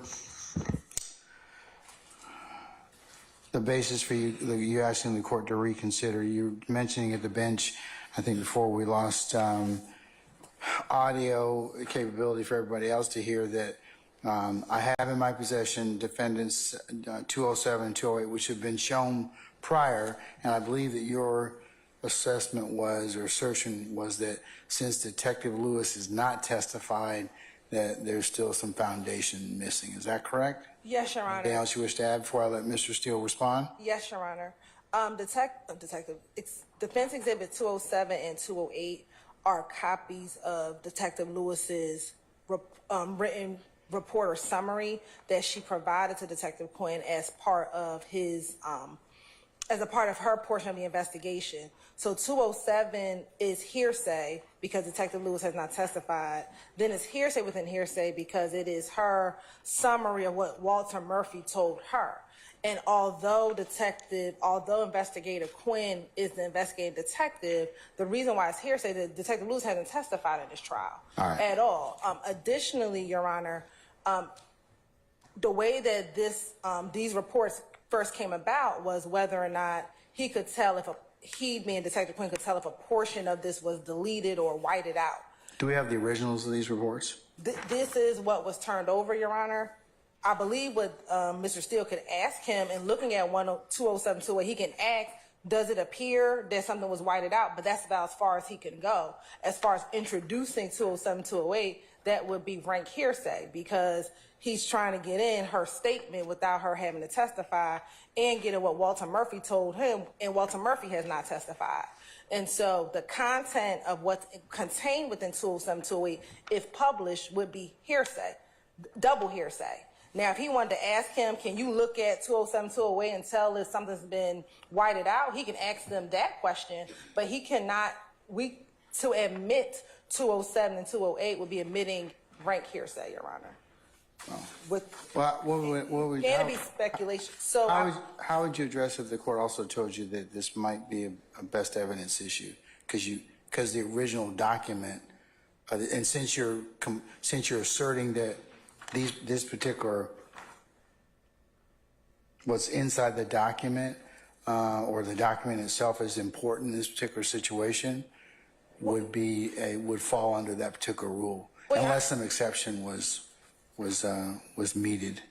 I'll say these two copies are copies of what was turned over in discovery, so I won't make a best evidence argument, Your Honor, because this is what was provided in discovery. All right. However, it is hearsay to have Detective Quinn testify as to the contents of what is inside of 207 and 208. He can solely, and without publishing to the jury, he can ask, is there a distinction or a difference between these two pieces of paper, but to admit it and to have him talk about anything contained within, and it would be hearsay, Your Honor. All right, Mr. Steele. Your Honor, I am not offering 207 for the truth of the matter asserted. In fact, I have spoken with Mr. Walter Murphy, and he has told me that he did not say that there were 4 people in the car. I am not admitting it for the truth. Okay, we don't have Walter Murphy's testimony yet, so that's based upon your investigation or the like, right? Coming. I'm sorry? The state put us on notice that he is coming in the next series of witnesses. Then why don't we defer this until he testifies? Because I have him on cross, and the reason it's important, Your Honor, I'm not as interested in the content. I am interested in the fact. I'm not saying it's not important, Mr. Steele, but it's you got some foundational issues in this case. Unless the state says, hey, we're willing to stipulate as to this, I think you're going to need a little to lay the foundation that Detective Lewis would have to testify to get the rest of this foundation. I don't believe so. Okay, why not? Because all I want to do. What's the legal basis? What case law do you have? What rule of evidence are you asking me to admit this under? Because the state's issue is foundation at this point in time, and hearsay. The court's issue is foundation. Their issue is hearsay. It's non-hearsay because I'm not offering for the truth. The second part is in 207 versus 208. If you look at them, these are statements for a supplement incident report. But if you notice, Your Honor, they are signed at the bottom, both of them. I've seen the documents before because we've had several witnesses testify about them. So, but no one testified. Well, this time. This particular issue has been brought up before the court. I raised it to the court. Yes, and I'm telling you, I have no doubt that it's probably not. It's relevant evidence, whatever. It's just foundation. If the state's not willing to. Foundation, even if you're going to offer it for whatever the purpose is, like you just told me, you still have some foundation that's missing. Well, Detective Quinn just testified that he received both. My questioning to him is going to be, how do you, meaning Detective Quinn is the quarterback, how do you explain, or please explain, what is 208? Did you inquire about 208? I'm not as interested in the content as I am that the fact that 208 is a different document than 207. It cuts off, deleted, I don't know. I'm going to ask him. Yet it's signed as being sworn upon oath that the foregoing is true, correct, complete, and legible. And this is clearly not complete, in my opinion, not all I'm going to do is ask him, did you inquire about this? He is the lead detective. He is here now. And I believe that this is important to show, if the jurors believe it, if the jurors want to use it, that somebody changed the report. Okay, I have no disagreement with you. It's just foundation. So until such time as the foundation is completed, I want to sustain their objection. Well, okay. Well, then let me make a proffer. May I do that? You can make a proffer, certainly, but it's still not going to change the foundation. Well, in terms of Detective Lewis would still have to testify, but you can make a proffer. The state's not calling. Well, I shouldn't say that. I believe they are going to call Detective Lewis. Is that? That's not on the list. They may be called, but they're not on the list. I'm not being told they're calling. The state has no intention to call Detective Lewis in this case. Defense counsel could call Detective Lewis in their case in chief if they choose to want to determine whether or not what happened here or not. But no, the state does not intend to call. Okay, all right, okay. So make your proffer, sir, if you choose to do so. But you can, if you choose to present a case for Mr. Williams at the appropriate time, not saying that you can do that if you desire, you could call Detective Lewis, right? I could subpoena Detective Lewis. Yeah, okay, all right. But what's your proffer you'd like to make at this time? But I'm really not using it for Detective Lewis. I'm using it for Detective Quinn, who is testifying right now. But it's still a foundational issue, Mr. Steele. If you want to admit the documents to ask those questions that you're asking about, it's still a foundation. But foundation for whom? Detective Lewis. I mean, because she's the one that took the statements, and she's the one who's in the best position to. And plus, she also swore out she was the person that the report was taken to. So you need to have some particular testimony from her. I think well, the state doesn't want to call her. I think that speaks volumes for the court. And I have the quarterback, the lead detective. Well, that's for the jury. That's for the jury to decide. But they won't even know about it. If you decide later on you want to go ahead and call that witness, you're welcome to do so. Well, this is my proffer, if permitted, and I know you're stopping me. No, make your proffer, sir. No, you're stopping me in front of the jury.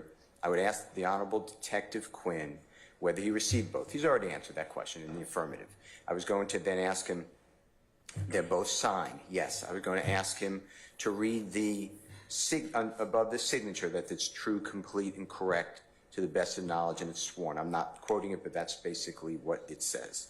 And he would answer accordingly. Then I was going to ask him, right where it says he, meaning Mr. Walter Murphy, advised me during the, and it's blacked out, which is different.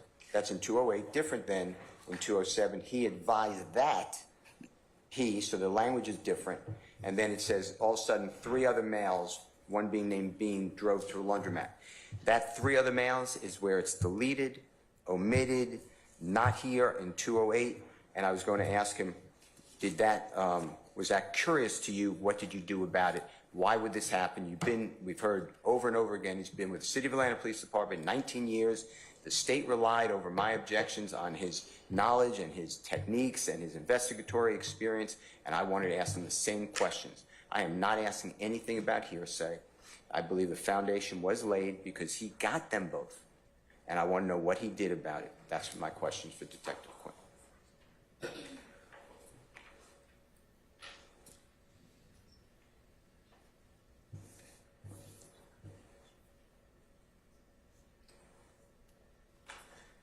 All right, the documents would have to be admitted in order for you to ask them those questions, correct? Yeah, well, you admitted them, but yes. Well, they'd have to be admitted. Yes. So, all right, I'm going to still sustain the state's objection. I will go ahead and for the purposes of for your discussion, they've been identified, but I won't admit them in front of a jury at this point in time. And subject to more foundation. Okay, and your proffer's been noted. And I think I made it clear, I hope I made it clear to the court, and for the record, I am not targeting the information as much as the investigation and Detective Quinn getting both of these and what did he do about it. That's what I'm targeting, so I believe I have the right person. Yes, sir. Anything else from the state? Nothing else, Your All Honor. right, then I think that we've exhausted this. I will, like I said, the documents 207, 208, defense exhibits Williams have been identified, have not been admitted as of yet, subject to more foundation. And your proffer's been noted. All right, summon our jurors, please.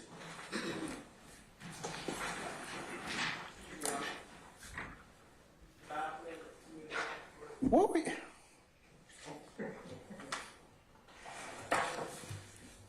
You? Mr. Gardner? Huh? Okay, all right. We're just going to sit in place, okay?